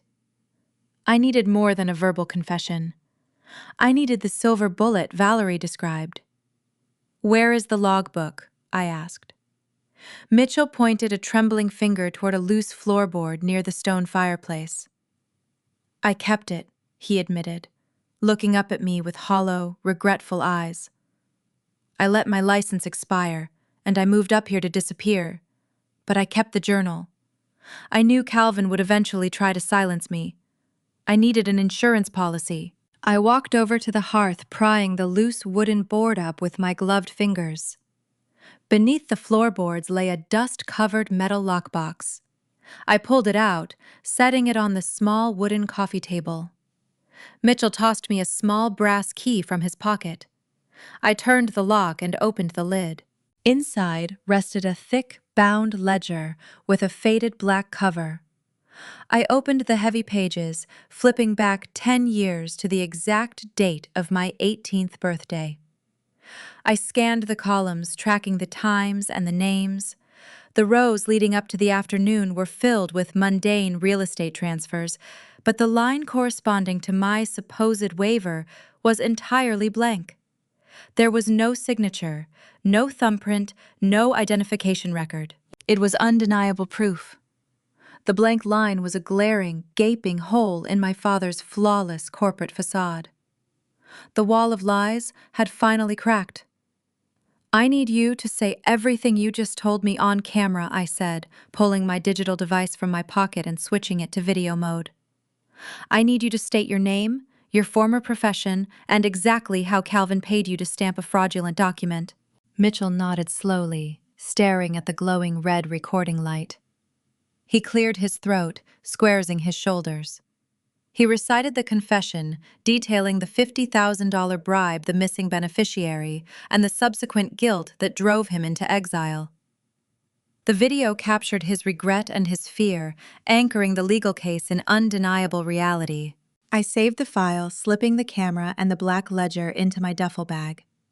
The heavy weight of the bound logbook felt like an anchor securing my sanity. I had won. I had the evidence required to shatter the forged waiver and reclaim my grandfather's legacy. I thanked Mitchell, leaving him sitting by the fire. I stepped back out into the freezing night, pulling the heavy wooden door shut. The bitter wind felt invigorating. I marched toward the hidden sedan, my mind racing with legal strategies and triumphant courtroom scenarios. I imagined the look on my father's face when Valerie presented the blank logbook to the judge. I imagined Colin losing his imported cars and his unearned corporate title. I slid into the driver's seat, starting the engine. The heater blasted warm air, thawing my frozen hands. I pulled the prepaid burner phone from my coat pocket, intending to call Valerie and deliver the victorious news. The phone screen lit up before I could dial. A text message from Valerie flashed across the cheap plastic display. The words typed on the screen caused the triumphant warmth in my chest to turn instantly into jagged, freezing ice. "Lauren, call me immediately," the message read. "I audited the county court records regarding your trust transfer. We were wrong about the waiver. It is worse. So much worse. Do not go back to your condo." I stared at the glowing letters, my pulse hammering against my eardrums. The forged waiver was the silver bullet. I held the proof in my hands. How could the situation possibly escalate? I threw the sedan into gear, pointing the headlights down the treacherous mountain road, racing back toward civilization to uncover the final, horrifying piece of their deception. The borrowed tan sedan groaned against the steep incline of the logging route. Its tires spun on treacherous patches of black ice, gripping the gravel just in time to push the vehicle deeper into the remote northern stretch of the Black Hills. I drove for 4 hours, navigating solely by the glowing coordinates Valerie sent to my prepaid device. The dense pine canopy blocked out the moonlight, plunging the rugged terrain into a suffocating darkness. The heater in the old car rattled constantly, blowing lukewarm air against my numb fingers. I did not care about the cold. A white-hot determination fueled my pulse, overriding any lingering exhaustion. The digital indicator blinked, signaling I had reached the destination. I pulled the sedan off the main dirt path, hiding its chassis behind a cluster of snow-covered boulders. I turned the key, silencing the engine. The profound isolation of the wilderness crashed over me. I stepped out of the vehicle, my boots crunching softly into the fresh powder. A faint trail of gray wood smoke drifted through the towering trees, leading me toward a small clearing. A modest log structure stood nestled against a jagged rock face. Warm yellow light spilled from a single frosted window pane. This was the sanctuary of Mitchell Reed, the man who sold my future to a logistics tycoon for a handful of corporate cash. I approached the heavy oak entrance. I did not knock gently. I pounded my fist against the timber, the sound echoing sharply across the empty valley. A heavy deadbolt clicked. The door opened a few inches, restrained by a thick steel chain. A pair of bloodshot, paranoid eyes peered through the narrow gap. The man on the other side possessed a weathered face, lined with years of heavy drinking and constant anxiety. His gray hair hung in greasy strands around his ears. He wore a thick flannel shirt, smelling of stale beer and wood ash. "Who are you?" he rasped, his tone rough like sandpaper. "Go away. You are trespassing on private property." "My name is Lauren Schmid," I said, keeping my voice level and unyielding. The blood drained from his face, leaving a sickly pale hue. His gaze darted past my shoulder, scanning the dark tree line for hired thugs. He tried to slam the door shut, but I wedged the rigid toe of my winter boot into the gap. The heavy wood struck the leather and bounced back. "Calvin did not send me, Mitchell," I stated, pressing my shoulder against the freezing timber. "I came here alone. But if you shut this door, the next people pulling up to your property will be federal investigators carrying a felony warrant." His breathing turned shallow and rapid. His trembling hands hesitated on the edge of the frame. I pushed forward, stretching the chain to its physical limit. 10 years ago, you stamped a voluntary relinquishment waiver." I continued, locking my gaze onto his terrified eyes. "You verified my signature, transferring a historic real estate portfolio to my father. But I was sitting in a public library that afternoon.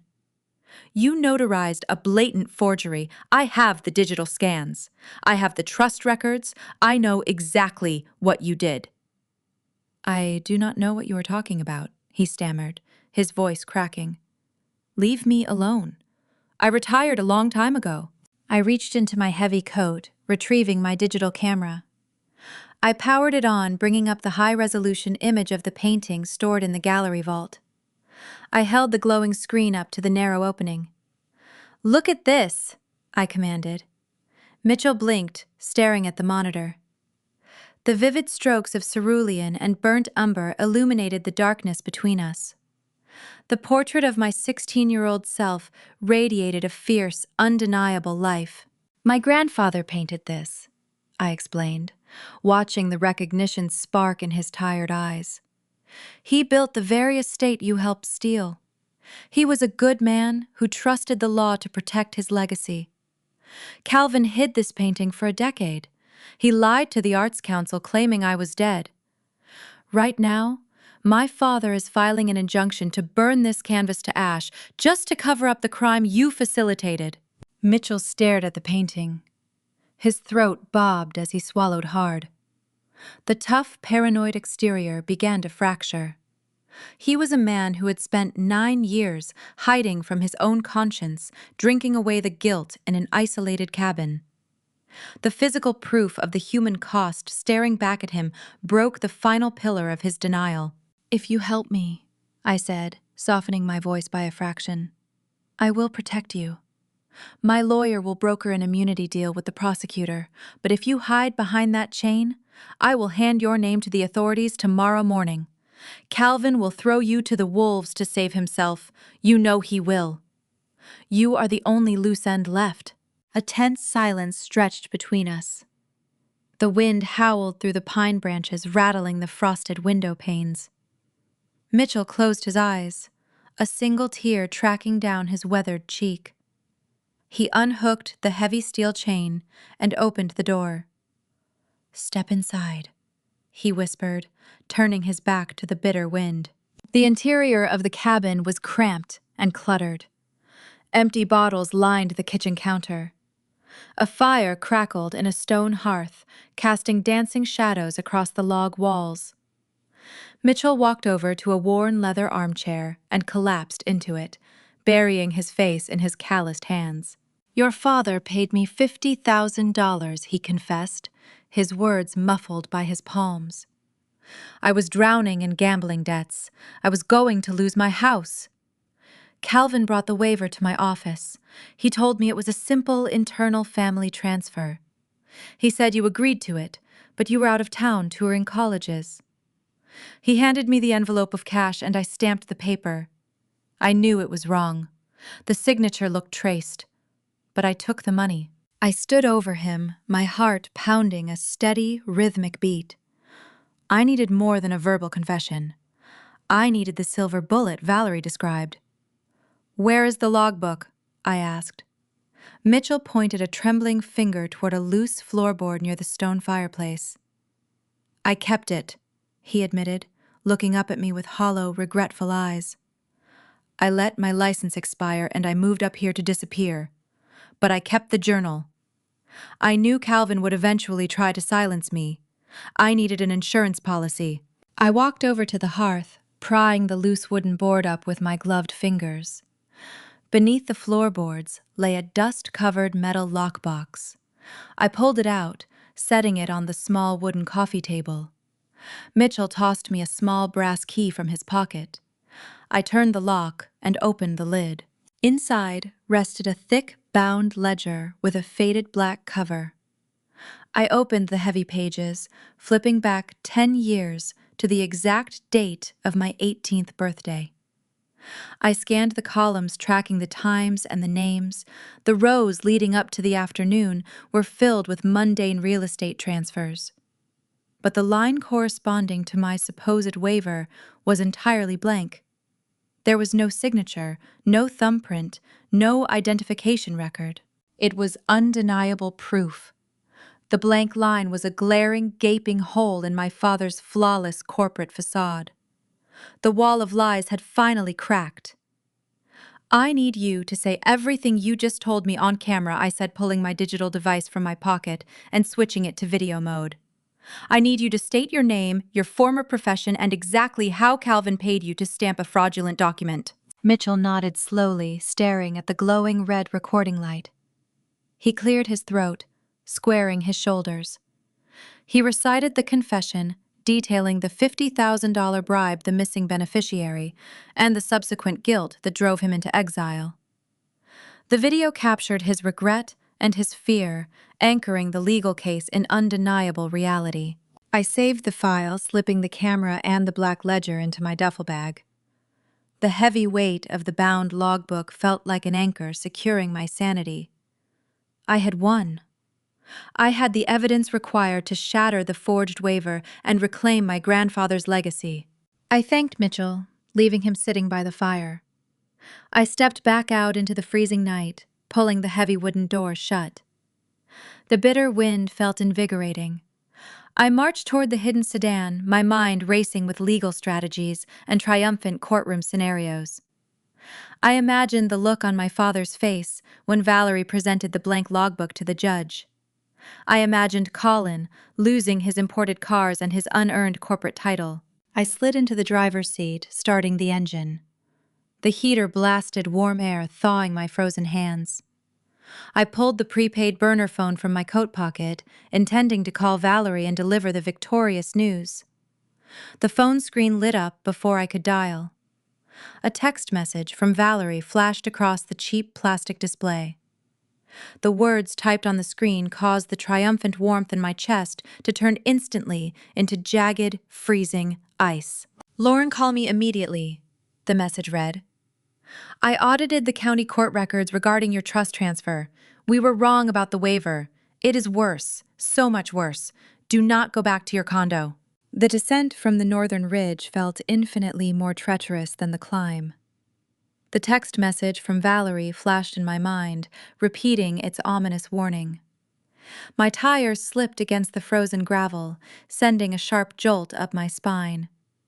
I navigated the icy switchbacks with a rigid grip on the steering wheel, fighting the urge to press the accelerator to the floor. I needed cell service. I drove for another 20 miles until the signal bars on the cheap plastic dashboard phone flickered to life. I found a narrow snowbank near a closed ranger station and slammed the transmission into park. I dialed Valerie, pressing the phone so hard against my ear that the plastic casing bruised my skin. She answered on the first ring. "I have the logbook," I announced, my breath fogging the cold glass of the windshield. "Mitchell confessed on video. The line on the ledger is blank, Valerie. We have the silver bullet. We can destroy the waiver." A heavy, hollow sigh echoed through the receiver.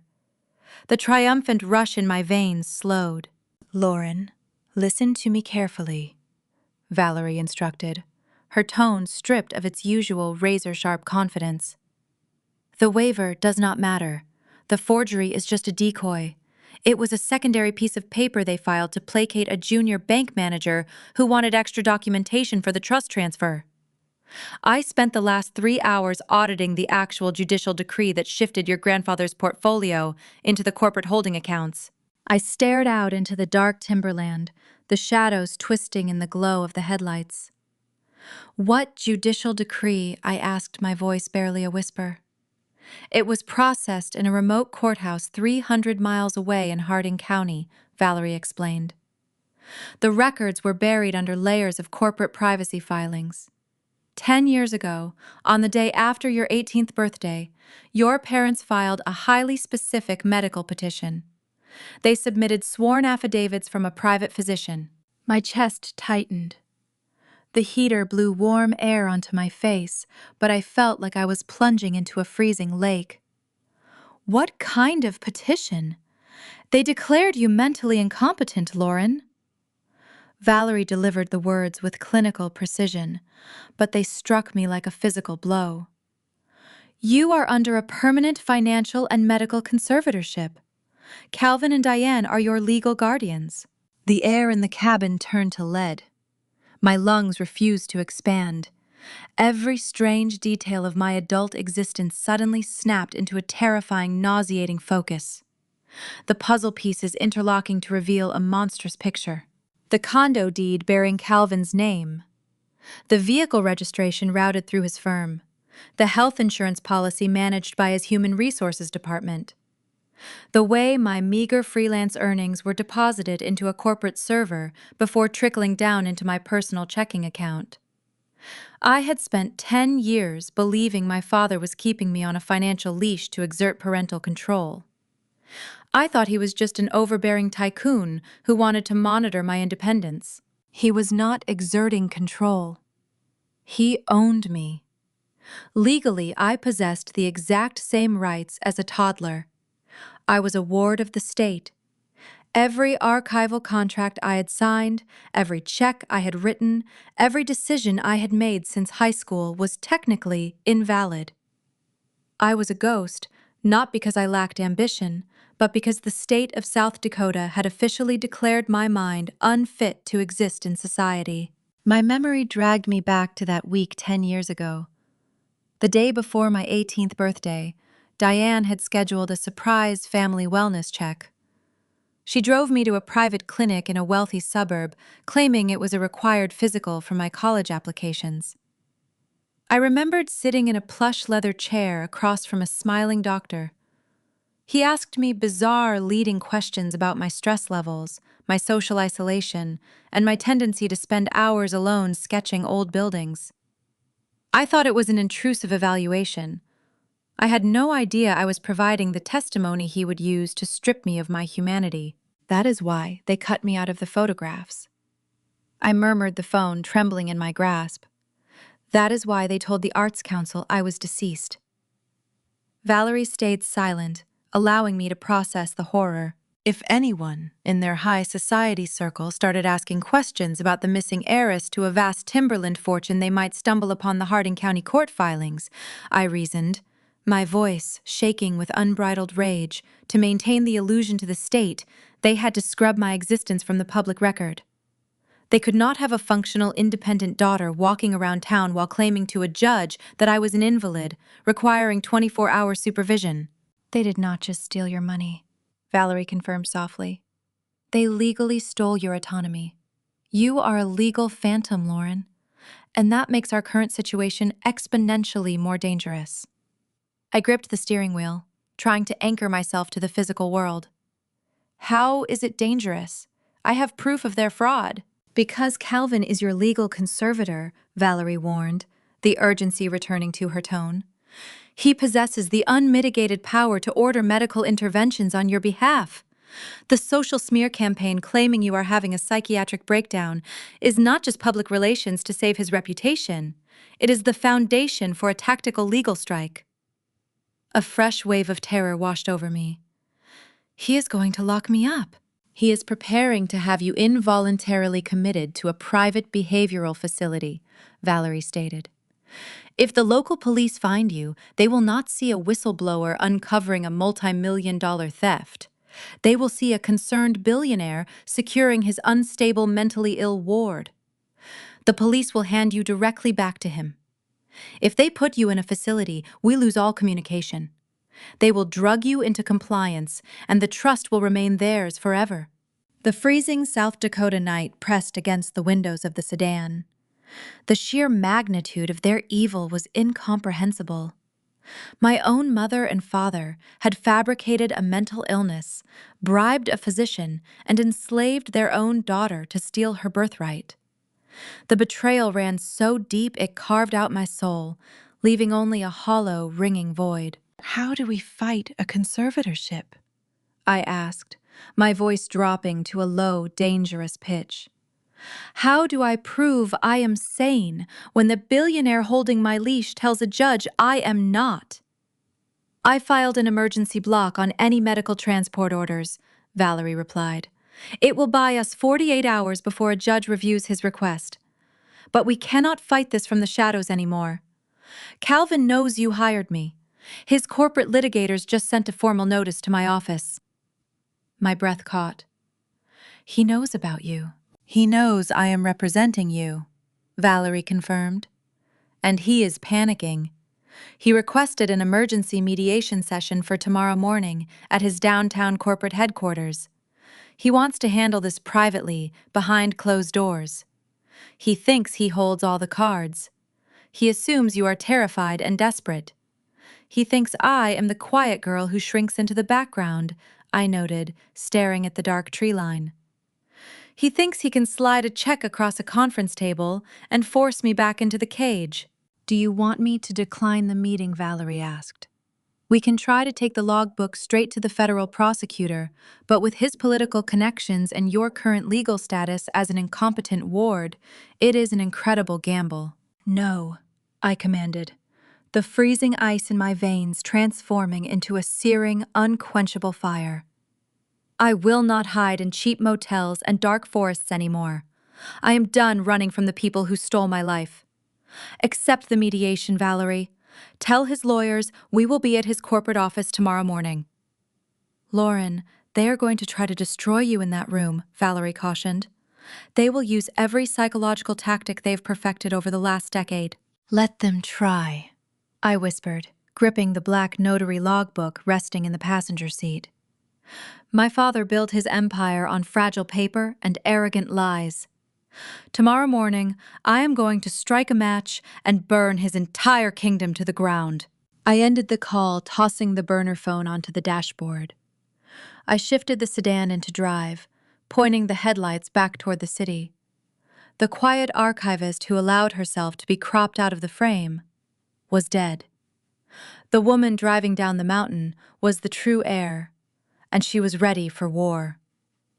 I braced myself for the sterile conference room, unaware of the specific, devastating trap Calvin had laid, waiting for me the moment I walked through his doors.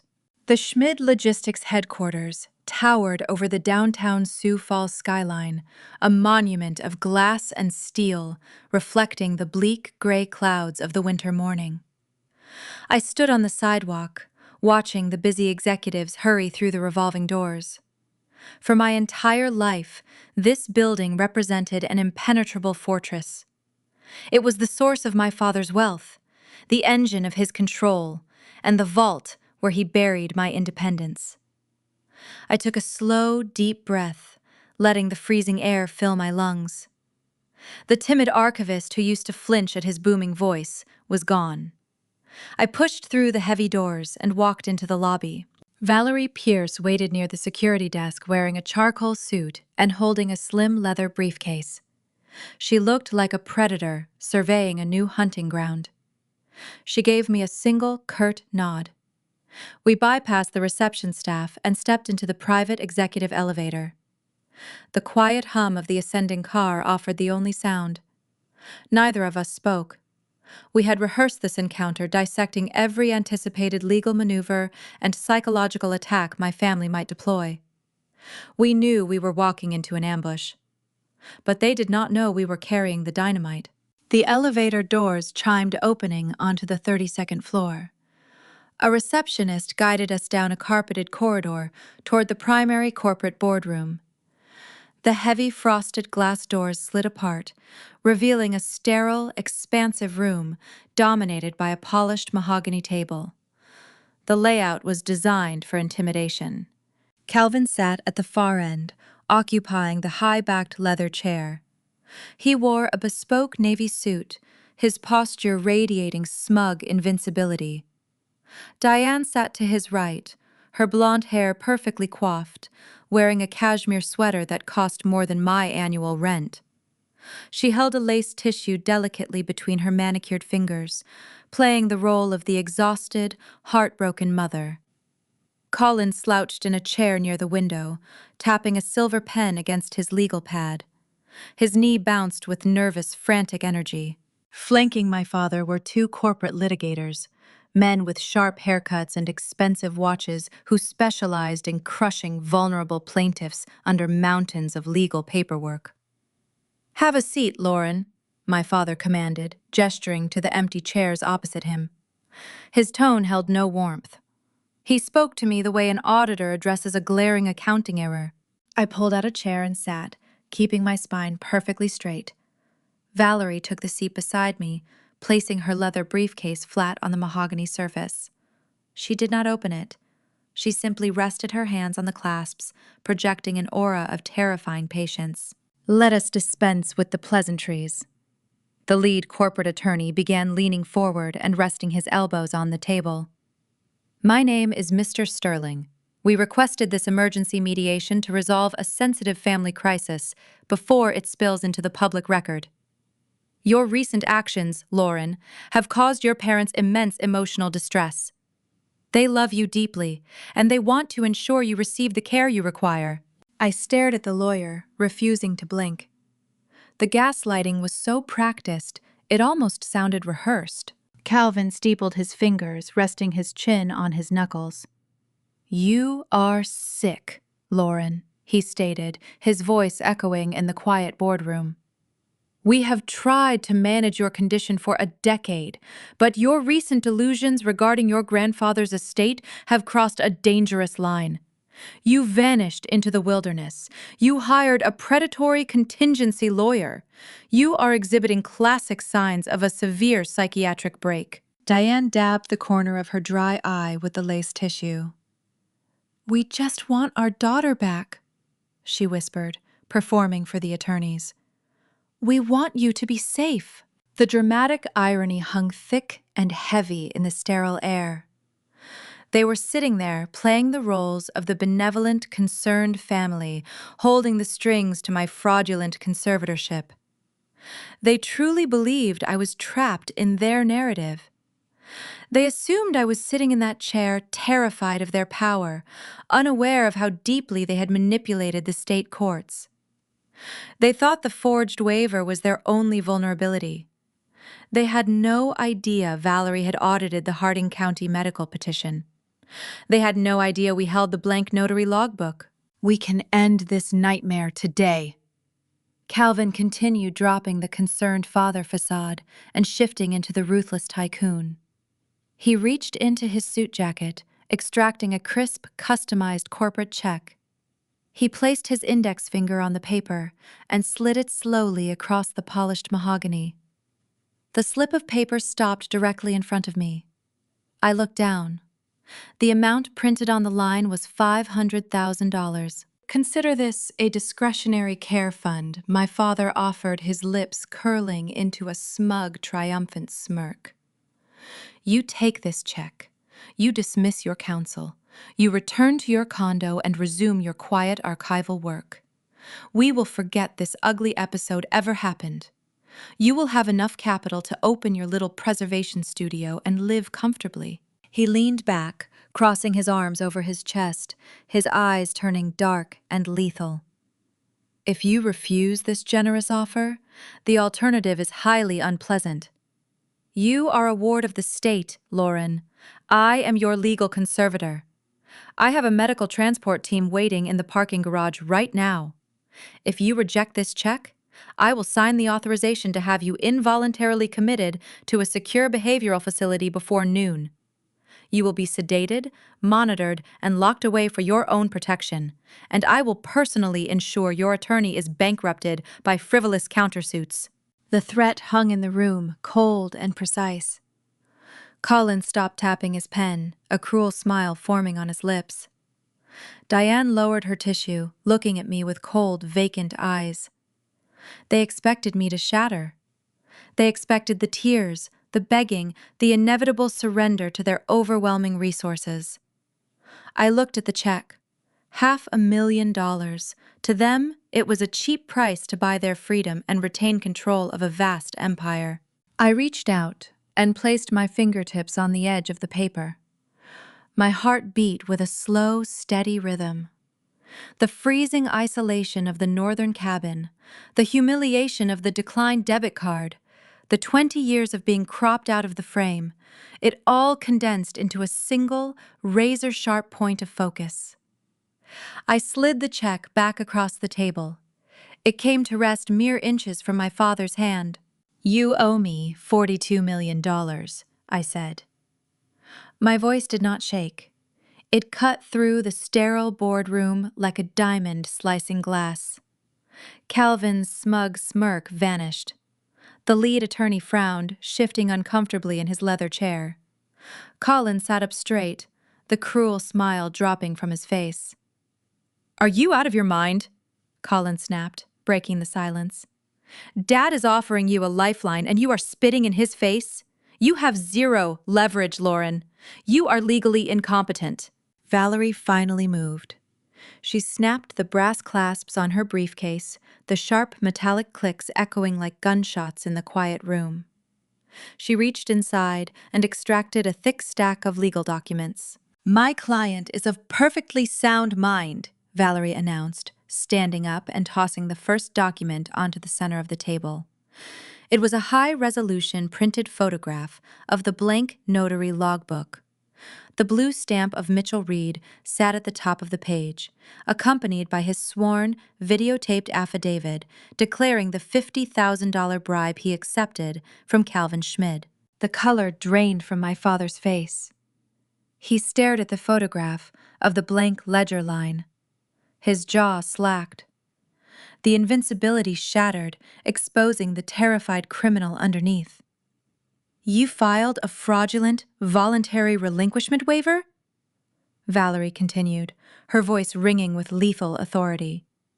"You bribed a state official to facilitate a felony theft of a historic real estate portfolio. But that is merely the financial crime."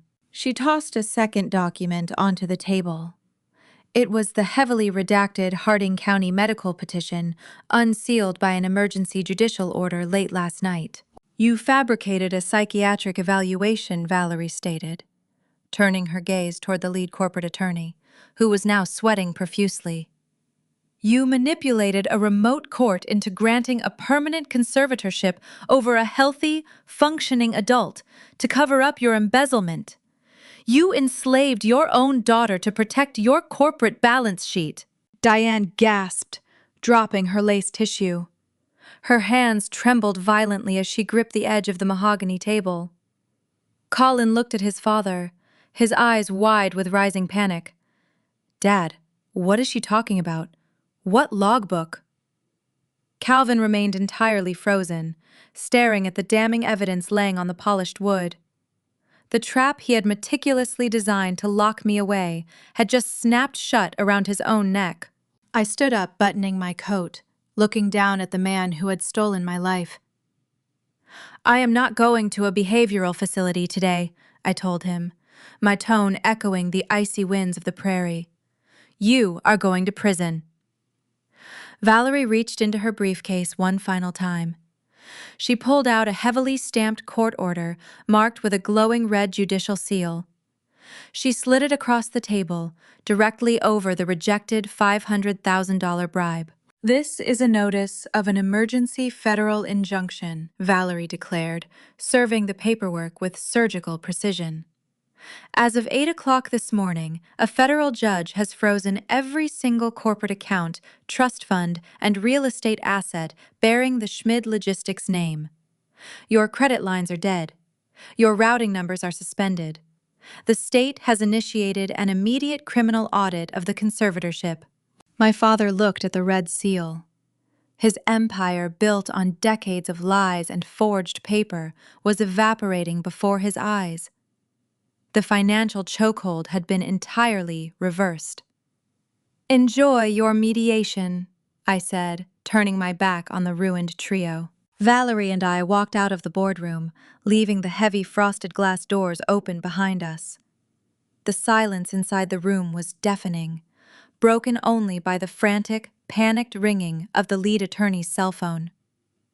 We stepped into the elevator, the doors sliding shut, sealing their fate. We had detonated the nuclear bomb in the heart of their fortress. But as the elevator descended toward the lobby, I knew the war was not over. Calvin was a cornered predator, stripped of his wealth and facing decades behind bars. He had one final desperate move left to play, and the Sioux Falls Gallery exhibition was opening in less than 48 hours. The federal courthouse in downtown Sioux Falls smelled of lemon polish and ancient paper. I sat beside Valerie at a long oak table in a private judicial chamber. The air in the room felt heavy, charged with the impending strike of a gavel. Judge Bennett, a stern woman with sharp eyes and zero tolerance for corporate deception, sat behind her elevated bench. She held the black-bound notary logbook in her hands. Beside the ledger, a digital tablet played the video affidavit of Mitchell Reed. His rough, tear-stained face filled the small screen as he confessed to accepting a $50,000 bribe from my father. The video ended, returning to a black screen. Judge Bennett laid the tablet face down. She opened the heavily redacted Harding County medical petition, comparing the fabricated psychiatric evaluation to the undeniable proof of the forged waiver. She did not ask for further arguments. The physical evidence spoke louder than any corporate litigator ever could. She picked up a silver fountain pen and pulled the emergency injunction documents toward her. The scratch of the metal nib across the thick parchment sounded like a heavy iron cage breaking apart. "I grant the emergency injunction," Judge Bennett announced, her voice echoing off the wood-paneled walls. "The conservatorship is suspended immediately, pending a full criminal investigation. All assets, accounts, and properties held by the Schmid Holding Company are hereby frozen. You are a free woman, Miss Schmid." I closed my eyes, letting the cold, rigid tension drain from my spine. For a decade, I had walked through the world as a legal phantom, a ghost tethered to the whims of a ruthless tycoon. With the simple stroke of a pen, the state recognized my humanity again. I owned my name. I owned my autonomy. Valerie packed the documents into her briefcase, offering a rare, genuine smile. The financial reversal executed with terrifying speed. Federal banking holds operate on automated triggers, bypassing human delay. By noon, the poison injected into Calvin's empire had reached the heart of his operations. At a way station near the state border, a fleet of Schmid Logistics freight trucks hit a digital brick wall. Drivers swiped their corporate fuel cards at the diesel pumps, only to encounter glowing red error messages. The routing accounts were dead. The dispatchers in the downtown headquarters stared at flashing monitors as their proprietary shipping software locked them out. The multi-million-dollar logistics machine ground to a devastating halt, paralyzed by the frozen capital. Across town, Colin walked out of his high-rise luxury loft, twirling the key fob to his imported silver coupe. He wore his tailored charcoal overcoat, expecting to drive to another useless executive lunch. He stopped on the sidewalk. A heavy-duty tow truck idled in the loading zone. A mechanic in a neon vest was attaching fixed steel chains to the front axle of the sports car. Colin rushed forward, shouting orders and waving his hands. He reached into his jacket, pulling out the same slim leather checkbook he had used to try and bribe me at the coffee shop. He clicked his silver pen, demanding the tow operator stop the winch and accept a cash payment. The mechanic barely glanced at him. He pulled a clipboard from his belt, turning it around to display a bank-ordered repossession notice. The primary guarantor account was frozen. The checkbook in Colin's hand was nothing more than useless paper. The winch whined loudly, dragging the sleek silver vehicle onto the flatbed. My brother stood on the icy pavement, watching the physical symbol of his unearned ego drive away, leaving him stranded in the cold. The collapse of their high society facade struck Diane precisely where it hurt the most. She was hosting a charity committee luncheon at the prestigious Sioux Falls Country Club. She sat at the head of a linen-draped table overlooking the frost-covered golf course, surrounded by the wealthy elite women she had spent 20 years trying to impress. When the waiter brought the leather-bound bill folder, Diane confidently handed over her premium platinum card. The waiter returned 3 minutes later carrying an awkward, apologetic expression. He leaned down, whispering quietly into her ear. The card was declined. Diane let out a forced, brittle laugh, pulling a different card from her designer purse. She handed him a pristine black corporate credit card. The waiter returned again, holding the plastic square like a toxic hazard. "Denied," he murmured, his voice carrying just enough volume to reach the neighboring chairs. The lively chatter around the linen-draped table died instantly. The wealthy socialites exchanged sharp, calculating glances. The rumors that had circulated all week, the whisper campaign, claiming I was an unstable monster trying to extort my loving family, began to pivot. In affluent circles, a mental breakdown is a tragic scandal. But a frozen bank account is an unforgivable sin. The women stared at Diane, assessing the sudden crack in her flawless armor. I sat in the passenger seat of the borrowed tan sedan outside the courthouse, watching the snow begin to fall. My cheap, prepaid cell phone vibrated in the cup holder. The screen lit up, displaying an unknown number. I pressed the speaker button, letting the audio fill the quiet cabin of the car. A ragged, sobbing voice erupted from the speaker.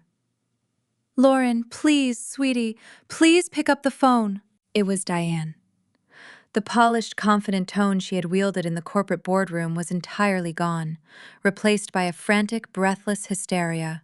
"You have to call the bank, Lauren," she wept, the sound of her crying bordering on hyperventilation. "They are declining my cards. The country club manager asked me to leave the dining room. It was so humiliating. Please, you have to understand. I never wanted to do this to you. Your father made me sign those papers. Calvin controlled everything. He forced me to go along with the conservatorship. I was terrified of him." "I am your mother, Lauren. I love you. Do not let them take the house." I stared at the plastic dashboard. I remembered the day she drove me to the private clinic, lying to my face about a college physical. I remembered her holding the shears, slicing my shoulder out of the vacation photographs. I remembered the cold, vacant look in her eyes just 3 hours ago when Calvin threatened to lock me in a behavioral facility. She did not love me. She loved the comfort my stolen inheritance provided. She was only crying because the luxury had been severed. I reached out and pressed the red button, ending the call mid-sentence. I did not listen to the rest of her pathetic excuses. I deleted the voicemail, permanently clearing the inbox. I felt no guilt. I felt no pity. The ghost they had created was finally immune to their manipulation. By late afternoon, the local news cycle shifted gears with undeniable ferocity. The unsealed federal injunction hit the press desks. The digital headlines updated, erasing the extortion narrative. The new, bold font read, "Logistics CEO investigated for multi-million-dollar trust fraud and forged conservatorship." The article detailed the unsealed medical petition, the locked accounts, and the pending criminal charges. The social smear campaign died a swift, brutal death. The executives who had posted public condemnations of my character hastily deleted their comments, scrambling to distance themselves from a sinking corporate ship. The extended relatives who had texted me condescending advice went entirely silent. The affluent community of Sioux Falls thrives on pristine reputations, and Calvin Schmid had just become the most toxic name in the state.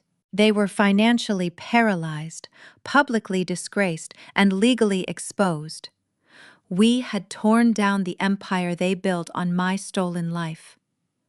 But a cornered predator with nothing left to lose is the most dangerous creature in the wilderness. Calvin possessed no money and no social standing. The only thing he had left was his unyielding, ruthless pride. I looked at the digital clock on the dashboard. It was 5 in the evening.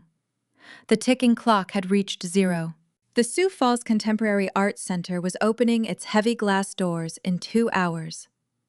The gallery premiere, the centerpiece exhibition featuring the hidden portrait, was moving forward as scheduled. The judge had thrown out the injunction to incinerate the canvas, citing the fraudulent ownership claims. The painting was safe. It was time for the world to see the true heir. I turned the ignition, bringing the borrowed sedan to life. I knew Calvin would not sit in his dark estate and accept defeat. The exhibition represented his ultimate failure, a public display of the very soul he had tried to erase. He was going to crash the gallery. He was going to bring his wrath to the polished wooden floors of the art center. I drove toward the warehouse district, bracing myself for the final explosive confrontation, knowing I would never let him push me into the background again. The Sioux Falls Contemporary Arts Center glowed like a beacon against the dark winter sky. I parked the borrowed tan sedan 3 blocks away, walking the rest of the distance through the falling snow. For years, I had attended events in this city, wearing plain, oversized sweaters, trying to shrink into the corners of the room. Tonight, I wore a sharp, tailored charcoal suit. The fabric cut a clean, commanding silhouette. My hair fell naturally over my shoulders. I felt the crisp, freezing air against my face, and for the first time in my existence, I did not want to hide. I walked through the heavy glass doors into a sea of polished wealth. The gallery was packed shoulder to shoulder with the exact high society elite my parents had spent decades trying to impress. State senators stood holding flutes of champagne. Rival logistics executives murmured in hushed groups. Country club wives, draped in designer silk, pointed at the artwork hanging on the exposed brick walls. These were the people who attended Calvin's lavish galas, the people who blindly consumed the narrative that I was a tragic, unstable ghost. The scent of expensive perfume and roasted appetizers filled the warm air. A low hum of classical string music drifted from a quartet playing in the corner. I stepped deeper into the throng. A few heads turned. Whispers rippled through the dense gathering as recognition dawned on the faces of the local elite. They had read the morning news alerts. They knew the federal injunction had frozen the Schmidt empire. They stared at me with a mixture of raw curiosity and undeniable shock. I was supposed to be a broken invalid, hidden away in a behavioral facility. Instead, I was walking through their ranks, projecting an aura of quiet, unbreakable strength. Oliver stood at the center of the main exhibition hall, beside a towering frame draped in heavy black velvet. He spotted me and offered a warm, respectful nod. He tapped a microphone stand, requesting the attention of the room. The chatter died down, fading into an eager, expectant silence. "Ladies and gentlemen," Oliver began, his voice resonating through the speakers. "Art is a pursuit of truth. Sometimes that truth is buried under layers of deception. Sometimes a masterpiece is hidden away because its mere existence challenges a fragile empire. 10 years ago, a brilliant local painter left us a final, profound work. We were told this piece was lost. We were told the subject of this portrait had tragically passed away." A collective gasp swept through the crowd. Eyes darted toward me. I stood near the front row, keeping my posture rigid and tall. But truth has a way of outliving the lies. Oliver continued reaching for the edge of the velvet fabric. "Tonight, we do not just unveil a painting. We restore a stolen legacy to its rightful owner. I present to you the true heir." He pulled the dark fabric downward. The velvet pooled onto the polished hardwood floor. The gallery lights hit the oil canvas, illuminating the fierce, striking eyes of my 16-year-old self. The bold strokes of cerulean and burnt umber commanded the room. The portrait radiated a fierce, undeniable life, capturing a soul that refused to be contained by the frame. The brass plaque bolted to the wall beneath it gleamed, having been replaced just hours ago. It no longer labeled me as deceased. It simply bore my name, Lauren Schmidt. A stunned silence held the room captive. Then a prominent art critic began to clap. The applause multiplied, spreading through the elite crowd until the warehouse echoed with thunderous approval. I looked at the painting, feeling a profound sense of vindication wash over my chest. My grandfather had kept his promise. The triumphant applause suddenly fractured, pierced by the harsh screech of the heavy entrance doors scraping against the floor. A commotion erupted at the back of the hall. The polished crowd parted hastily, stepping away from the disturbance. My pulse quickened as I turned to face the entrance. Calvin, Diane, and Colin pushed their way through the throng of wealthy patrons. The visual contrast was staggering. Just 24 hours ago, they were the untouchable royalty of Sioux Falls. Now they looked like frantic, desperate trespassers. Their accounts were frozen. Their credit lines were dead. The pristine facade had cracked, exposing the raw panic underneath. Calvin wore his usual bespoke suit, but his tie was loosened, and his face held a dangerous flushed hue. Diane stumbled beside him, wearing a designer coat that looked slightly wrinkled, missing the usual immaculate styling her paid staff provided. Colin flanked them, his eyes darting around the room, filled with paranoid, erratic energy. The golden child, who used to date the daughters of these very executives, now faced a wall of disgusted glares. "Stop this immediately!" Calvin roared, his booming voice cutting through the remaining applause. He marched toward the center of the room, pointing a trembling finger at Oliver. "This exhibition is unauthorized. That painting is stolen property." The string quartet stopped playing. The silence in the gallery turned sharp and suffocating. The wealthy elite watched the spectacular public collapse of a logistics tycoon. Oliver stood his ground, placing his hands behind his back. "The courts have determined otherwise, Mr. Schmid. This piece belongs to your daughter." "She is a ward of the state," Calvin bellowed, turning his furious gaze toward me. He tried to project his usual terrifying authority, hoping to cow me into submission through sheer volume. He closed the distance, stopping just a few feet away. His chest heaved with rage. "You think you can humiliate me in front of my peers, Lauren? You think a few frozen bank accounts will stop me from putting you exactly where you belong?" He turned to face the crowd, raising his hands in a desperate plea for validation. "Listen to me!" he demanded, his voice echoing off the brick walls. My daughter is severely mentally ill. She is suffering from a paranoid delusion. She manipulated a corrupt attorney into filing a false injunction. I am her legal conservator. I have the medical documentation to prove she is incompetent. This entire spectacle is the result of a sick mind. A few days ago, that speech would have sealed my fate. The high society crowd would have nodded in sympathetic agreement, offering their condolences, while Calvin dragged me away into the dark. But the federal audit had hit the press. The blank notary logbook was public record. The crowd did not nod. They stared at him with cold, unforgiving judgment.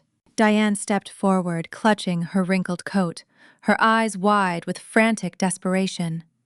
She looked at the country club wives she used to dictate fashion trends to, searching for a single friendly face. "Lauren, please tell them," she pleaded, her voice cracking.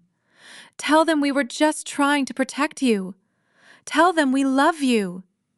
If you do not stop this, they will take the estate. They will take everything." Colin flanked his father, crossing his arms, trying to muster the arrogant swagger that had defined his entire adult life. "You are destroying your own blood," he sneered, lowering his voice so only I could hear the venom. "You are going to end up alone and miserable. Dad still holds the conservatorship order. The judge only suspended it. He can still lock you up." They were trying to use the same old weapons: intimidation, guilt, and the looming threat of the legal cage. They were broke, desperate, and terrified, but their enormous egos refused to accept defeat. They had crashed the premiere, hoping to cause a scene so chaotic and shameful that I would revert to my old compliant self just to escape the public spotlight. They wanted to intimidate me one last time, forcing a retreat. I did not shrink. I did not avert my gaze. I stood tall in my tailored charcoal suit, anchoring my boots to the polished hardwood. The heat of the gallery spotlights warmed my shoulders. I looked at my father, seeing past the booming voice and the tailored suit. I saw a hollow, pathetic man who had built a kingdom out of fragile paper and stolen ink. I turned my back on him. I faced the crowd of politicians, executives, and critics. The silence stretched tight as a bowstring, waiting for the arrow to release. My heart hammered a steady, fearless rhythm. The stage was set. The audience was watching. It was time to deliver the final killing blow to their empire. I turned my back on the man who had terrorized me for a decade. The gallery remained suspended in absolute silence. Every politician, every rival executive, every high society matriarch held their breath. They were waiting for me to shatter. They were waiting for the frightened, dependent daughter to apologize and scurry back into the shadows. My mother recognized the precipice. She saw the social capital evaporating from the room. Diane lunged forward, closing the distance between us. Her manicured fingers clamped around my forearm. Her grip felt sharp and desperate, digging into the charcoal fabric of my tailored suit. "Lauren, please," she begged, her voice trembling with a masterfully fabricated sorrow. "Do not do this to us. We are your family. We are trying to heal you. Come home with us right now and we can get you the medical care you need." She looked out at the audience performing her final act. Her eyes brimmed with synthetic tears. She was betting her entire existence on the hope that these wealthy patrons would prioritize polite suburban discretion over a horrifying criminal truth. She wanted them to look away. I looked down at the fingers gripping my arm. For my entire life, that hand had guided the shears cropping me out of the frame. That hand had signed the checks paying off a corrupt doctor. I did not flinch. I did not raise my voice in a hysterical shriek. I stepped back, snapping my forearm downward. The violent, abrupt motion broke her grip instantly.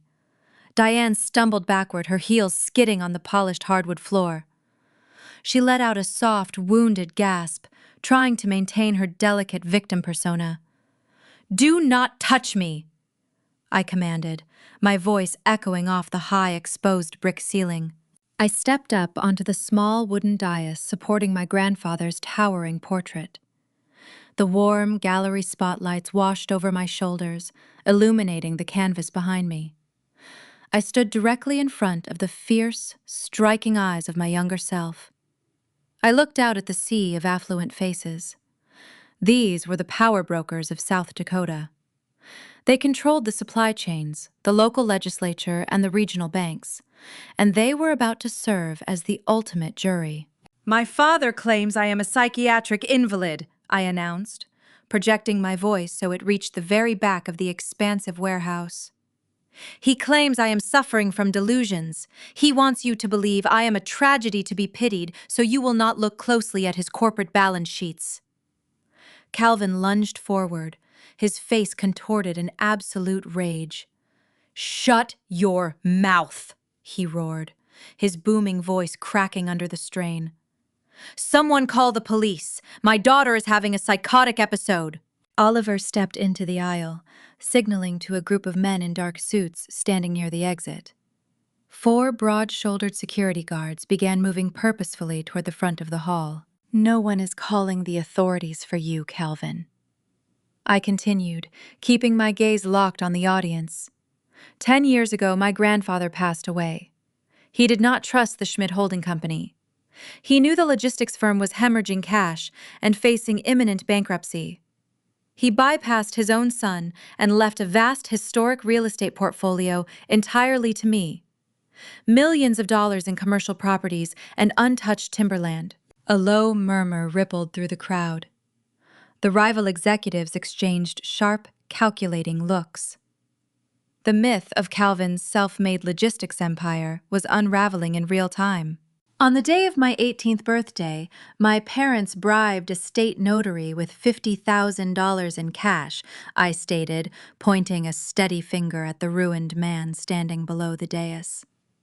They forged my signature on a voluntary relinquishment waiver, transferring the entire estate into their corporate accounts. They used my inheritance to save their failing business. They used it to buy the imported cars my brother drives. They used it to purchase the designer clothes my mother wears to your charity luncheons. "Lies," Calvin bellowed, his chest heaving, as the security guards closed in, forming a tight perimeter around him. "She is sick. She is inventing garbage." If it were a lie, the federal courts would not have frozen every single asset holding the Schmidt name this morning, I countered, delivering the fatal strike with cold, surgical precision. But the financial theft is not the tragedy tonight. The tragedy is how they covered it up. To prevent anyone from discovering the forged waiver, they filed a secret medical petition in a remote county courthouse. They bribed a physician. They legally declared me mentally incompetent and placed me under a permanent medical conservatorship. They stole my autonomy so they could operate my bank accounts in the dark. The murmurs transformed into loud, disgusted gasps. A prominent state senator sitting in the second row stood up, shaking his head in sheer revulsion. The country club wives who had shared morning mimosas with Diane physically recoiled, stepping away from her as if she carried a lethal contagion. In polite society, embezzlement is a scandal, but enslaving your own child to protect a corporate checking account is an unforgivable, monstrous crime. They told the Regional Arts Council I was dead to hide this portrait, I concluded, gesturing to the vibrant canvas behind me. They cropped me out of every family photograph to condition this community into forgetting I existed. They wanted me to be a ghost, but I am standing right here. I am the true heir, and their reign of terror is permanently over. The silence that followed was absolute and crushing. The social annihilation was complete. Calvin did not have a single ally left in the room. The people he had spent a lifetime trying to impress were looking at him with unbridled disgust. The poetic justice hung heavy in the air. We were not in a private, sealed courtroom where he could use his money to suppress the truth. We were standing in the dead center of his precious high society circle, and he was completely naked. "Escort them out," Oliver ordered, pointing toward the heavy glass doors. The 4 security guards moved in unison. They grabbed Calvin by the arms, pulling him backward.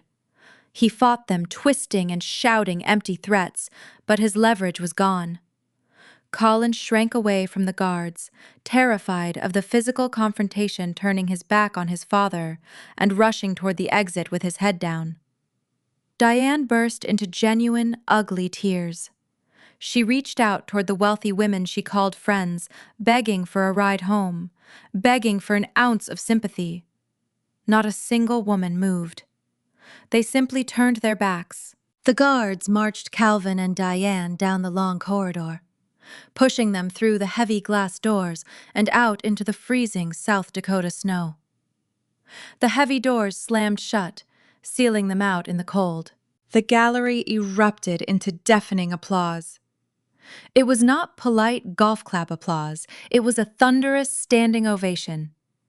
The power brokers of the city were acknowledging the shift in the hierarchy. I stepped down from the wooden dais, the warm glow of victory washing over me. Valerie walked out from the crowd, handing me a glass of champagne. We had executed the perfect ambush. But as the patrons swarmed around me, offering their business cards and their endless congratulations, my prepaid cell phone vibrated in the pocket of my tailored trousers. The legal system was a chaotic machine, and Calvin was a cornered animal facing decades behind bars. The financial freeze was merely the beginning of the criminal prosecution. I pulled the plastic device from my pocket, checking the glowing screen. A message from an unknown number stared back at me. The final conflict was not going to be fought in a boardroom or a gallery. It was going to be fought in the empty spaces they left behind. And I needed to figure out what to do with the ruins of their empire before it collapsed and crushed me underneath it. I stared at the glowing screen, reading the short text message. It was from the federal prosecutor assigned to the criminal audit. The message confirmed that arrest warrants for Calvin, Diane, and Colin were actively being drafted. They would be taken into custody before sunrise. The absolute finality of the text sent a strange shudder through my nervous system. I had spent my entire adult life dreaming of an escape hatch. I had spent the last week fighting a desperate tactical war for my very survival. Now the war was effectively won. The enemy forces were routed, their supply lines cut, their generals disgraced. I slipped the phone back into my pocket, taking a slow sip of the crisp, cold champagne. The bubbles fizzed against my tongue, offering a sharp contrast to the heavy adrenaline draining from my muscles. The gallery patrons continued to buzz around the room, discussing the spectacular downfall they had just witnessed. Oliver stood near the reception desk, speaking enthusiastically with a group of wealthy philanthropists who were suddenly very eager to fund his future exhibitions. Valerie leaned against a high-top table, observing the crowd with her usual predatory calm. "You handled that flawlessly," she remarked, clinking her glass against mine. "Your father will never show his face in a board of directors meeting again. His reputation is ash." "He built his reputation on my silence," I replied, watching the snow pile up against the large front windows of the Arts Center. "He thought I would always prioritize family loyalty over my own basic humanity. He miscalculated." "The real work begins tomorrow," Valerie warned, setting her glass down on a passing waiter's tray. "The criminal courts will process their arrests, but the civil litigation to untangle your grandfather's estate from the logistics holding company will take months. We have to separate your legitimate real estate portfolio from the toxic debt your brother racked up running his freight routes. We have to officially dissolve the Harding County conservatorship.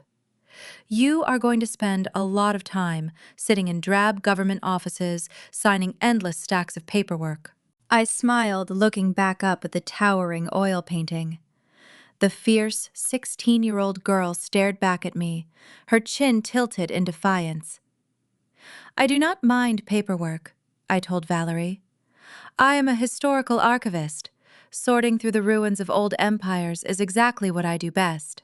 A prominent state senator approached us, offering a warm, polite smile. He extended his hand, introducing himself, and expressing his profound apologies for the suffering my family had inflicted upon me.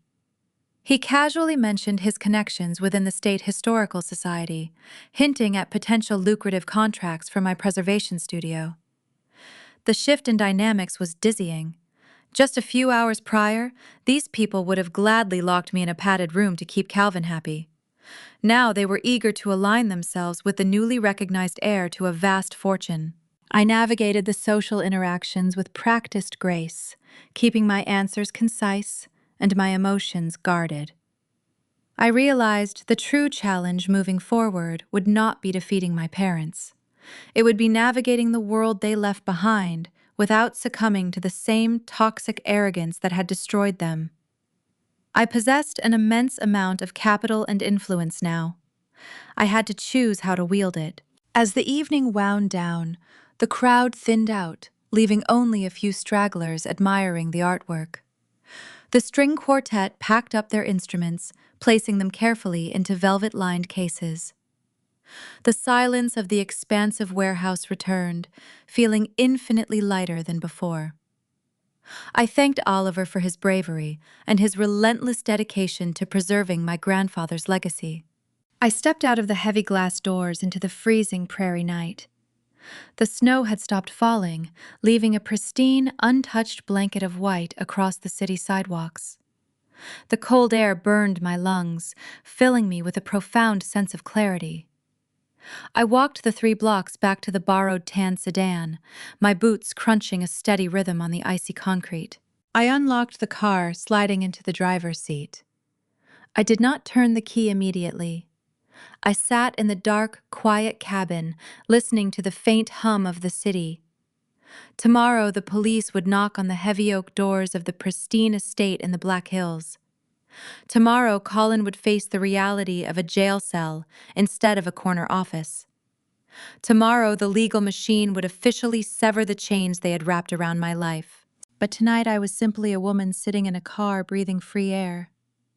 The final battle was over, yet a single daunting question hovered in the stillness of the freezing night.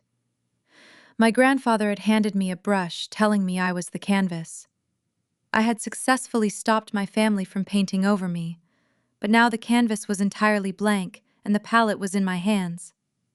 I had to decide what kind of masterpiece I was going to paint next. The flashing red and blue lights of the federal vehicles bounced off the pristine snowbanks lining the circular driveway. I did not witness the raid in person, but the local news helicopters captured every glorious second of it. At exactly 6 in the morning, heavily armed agents breached the heavy oak doors of the Black Hills estate. The cameras zoomed in as Calvin was escorted out onto the frozen pavement. He wore a silk bathrobe, his hands securely fastened behind his back in cold steel handcuffs. The booming, arrogant voice that had terrorized me for a decade was completely silent. He looked down at his bare feet, shivering in the biting South Dakota wind. A broken king, stripped of his castle. Diane followed shortly after. The country club matriarch, who demanded absolute aesthetic perfection, stumbled out of the front door, wearing sweatpants and zero makeup. She sobbed uncontrollably, begging the stoic federal agents to let her make a phone call to her lawyers. The agents gently but firmly pressed her head down, guiding her into the back of a waiting cruiser. Across town, a separate tactical unit kicked in the door of Colin's luxury downtown loft.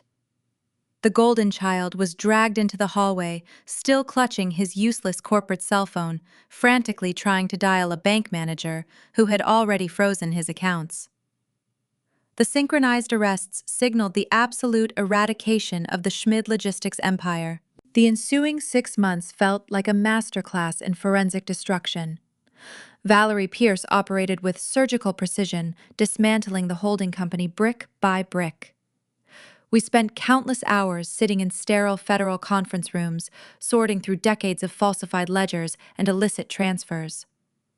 The fraud was so extensive and so blatantly arrogant that the prosecuting attorneys barely had to lift a finger.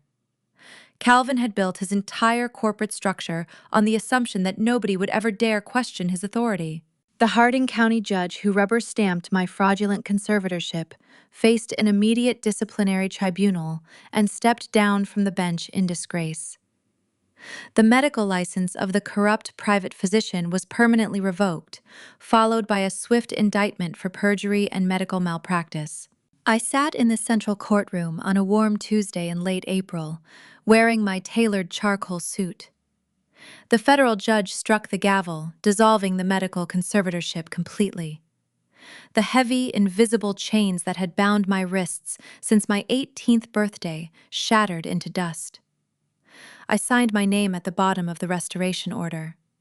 I used my left hand, dragging the pen to create my signature, sharp, backward hook on the capital letter. It was the most beautiful piece of ink I had ever put to paper. Calvin and Colin did not possess the capital to mount a prolonged defense. Their high-priced litigators abandoned ship the moment the retainer checks bounced. Father and son accepted brutal plea deals to avoid a lengthy public trial. They were both sentenced to 10 years in a federal penitentiary, stripped of their imported cars, their corner offices, and their unearned pride. They traded their bespoke tailored suits for standard-issue canvas uniforms. The most devastating blow, however, landed on Diane. Because Calvin had desperately cross-collateralized his personal assets to cover Colin's failing regional freight routes, the federal freeze triggered a catastrophic chain reaction of defaulted loans. The commercial banks moved with zero mercy. They foreclosed on the sprawling Black Hills estate, liquidating everything inside to satisfy the corporate debt. I attended the public estate sale anonymously, wearing a simple baseball cap and a heavy jacket. I stood in the back of the grand foyer, watching strangers bid on the mahogany dining table where my family had plotted my demise. I watched a local antique dealer purchase the crystal wine glasses Diane used to toast her own vanity. I bought nothing. I simply walked through the empty vaulted hallway, looking at the bare walls where the cropped photographs used to hang. The negative space was finally clean. Diane avoided prison due to a lack of physical signatures connecting her to the core embezzlement, but her punishment was far more poetic. She was forced to vacate the mansion and move into a cramped two-bedroom apartment situated directly next to a noisy, elevated highway overpass on the industrial edge of Sioux Falls. Her country club friends, the wealthy socialites she had spent 20 years manipulating, blocked her number and pretended she never existed. She spent her days clipping grocery coupons from the Sunday paper, utterly abandoned by the high society world she had sacrificed her daughter to appease. With the holding company dissolved, the multi-million-dollar historic real estate portfolio was seamlessly transferred into a new independent trust. I named the trust the Canvas Foundation. I did not hoard the vast liquid capital. I used a significant portion of the recovered funds to establish a massive historical preservation studio in downtown Sioux Falls, providing grants and workspace for independent artists and archivists who lacked the resources to protect their own legacies. Oliver left the Contemporary Arts Center to become the primary director of my new foundation. Together, we transformed an abandoned brick warehouse into a thriving sanctuary for local history. The centerpiece of the foundation lobby featured my grandfather's breathtaking oil portrait. The brass plaque, gleaming under warm track lighting, bore only my name. I was no longer a ghost hiding in the margins. I was the anchor of a new, enduring legacy. On a crisp Friday afternoon in early November, I packed a thermos of hot black coffee into the passenger seat of my reliable truck. The engine purred smoothly, having been fully restored and winterized. I drove west, leaving the concrete sprawl of the city behind, pointing the tires toward the rugged silhouette of the Black Hills. I turned off the main highway, navigating a winding dirt road that led deep into a parcel of pristine, untouched timberland. This land belonged to me. It had always belonged to me. I parked the truck near a steep ridge overlooking the vast, sweeping expanse of the South Dakota prairie. I stepped out of the cabin, leaving the heavy door open.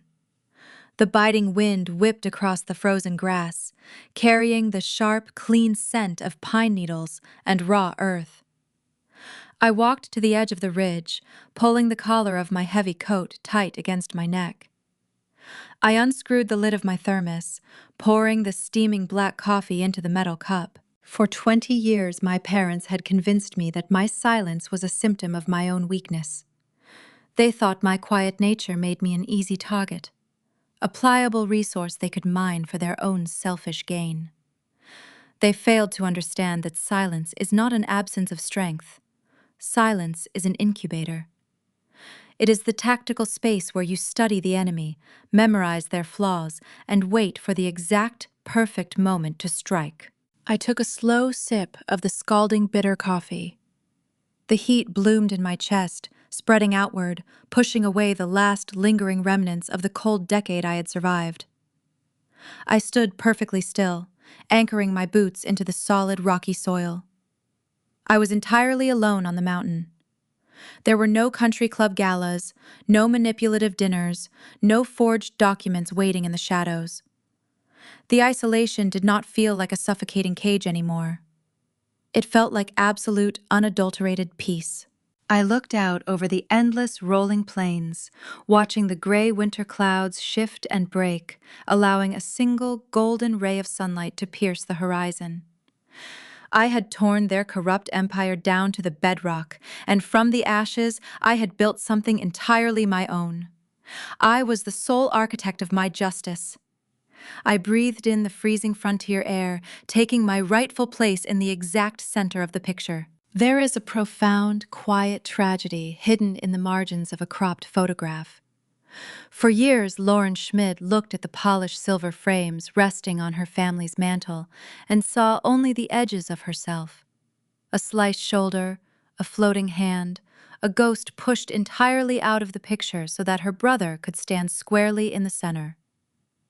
When we examine the spectacular wreckage of the Schmid family, it is far too easy to fixate on the cinematic criminal elements, the forged bank waivers, the secret medical conservatorship, and the millions of dollars stolen in the dark.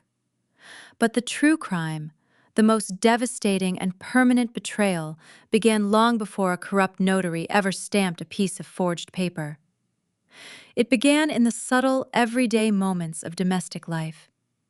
It began when a mother and a father looked at their children and decided that one was a golden trophy to be endlessly polished, and the other was merely a resource to be quietly mined. In the heart of the American Midwest, a region deeply celebrated for its independent frontier spirit, its tight-knit communities, and its foundational family values, the Schmid family projected an image of absolute, unassailable perfection.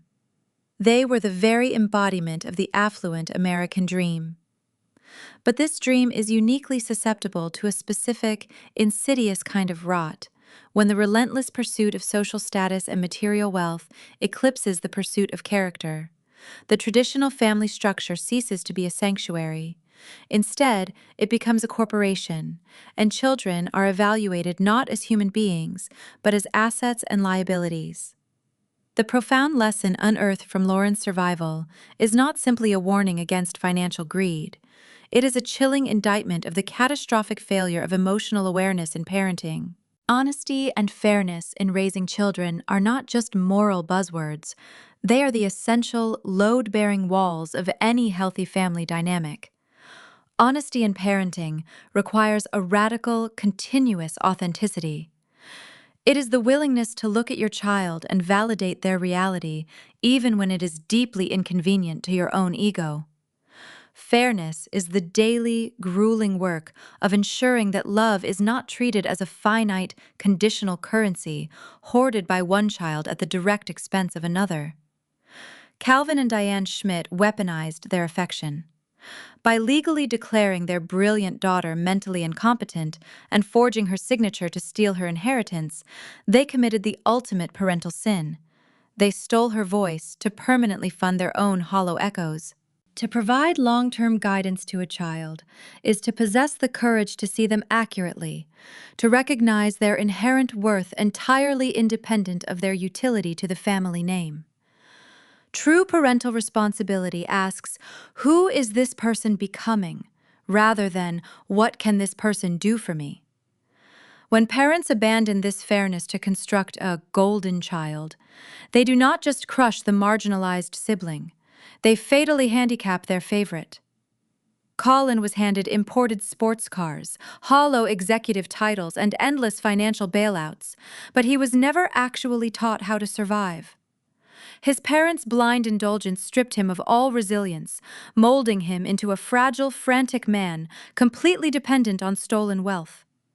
By contrast, Lauren, starved of affection and forced into the shadows, had to forge her own unbreakable steel in the cold. The tragic irony of the Schmid family is that in their desperate, corrupt attempt to artificially prop up their chosen son, they built a towering empire out of fragile glass. And in their arrogant, callous dismissal of their daughter, they forged the very hammer that would ultimately shatter it into pieces. Stories like Lauren's are undeniably extreme, yet they strike a chillingly familiar chord for so many of us navigating our own complicated histories.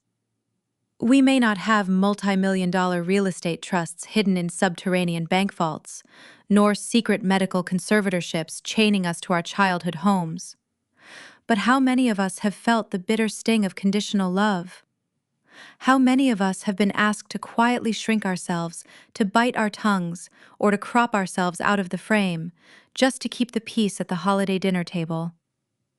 If this journey of unearthing buried truths and reclaiming stolen autonomy resonates with the unspoken, shadowed chapters of your own life, we encourage you to subscribe and follow Intimately Told Stories.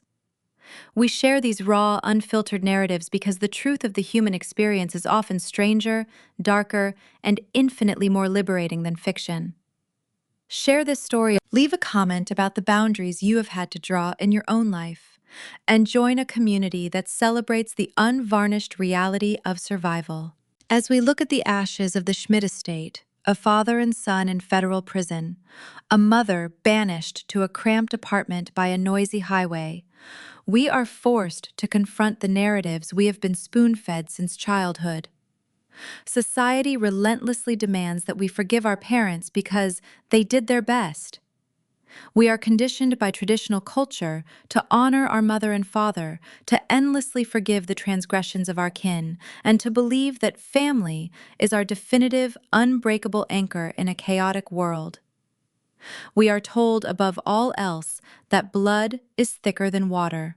But looking at Lauren standing alone on the freezing South Dakota prairie, a much darker, highly unconventional truth emerges. Perhaps family is not a sanctuary by default. Perhaps blood is merely a biological accident, a random roll of the genetic dice that guarantees absolutely nothing about loyalty, safety, or unconditional love. Conventional wisdom insists that we owe our families everything, that we must repeatedly set ourselves on fire just to keep them warm. Yet true maturity often requires us to recognize when the house is already burning, and to have the cold, terrifying courage to walk out the front door and lock it behind us. We must ask ourselves what remains when the picture frame is finally empty. Is it a tragedy, or is it a blank canvas waiting for the right artist? The uncomfortable reality we must all eventually face is this. Sometimes the greatest act of self-preservation is not finding your rightful place within the family picture, but realizing you were always meant to burn the photograph and paint your own masterpiece from the ashes. We do not owe our lives to the people who gave us breath. We owe our lives to the person we become when we finally learn how to breathe for ourselves.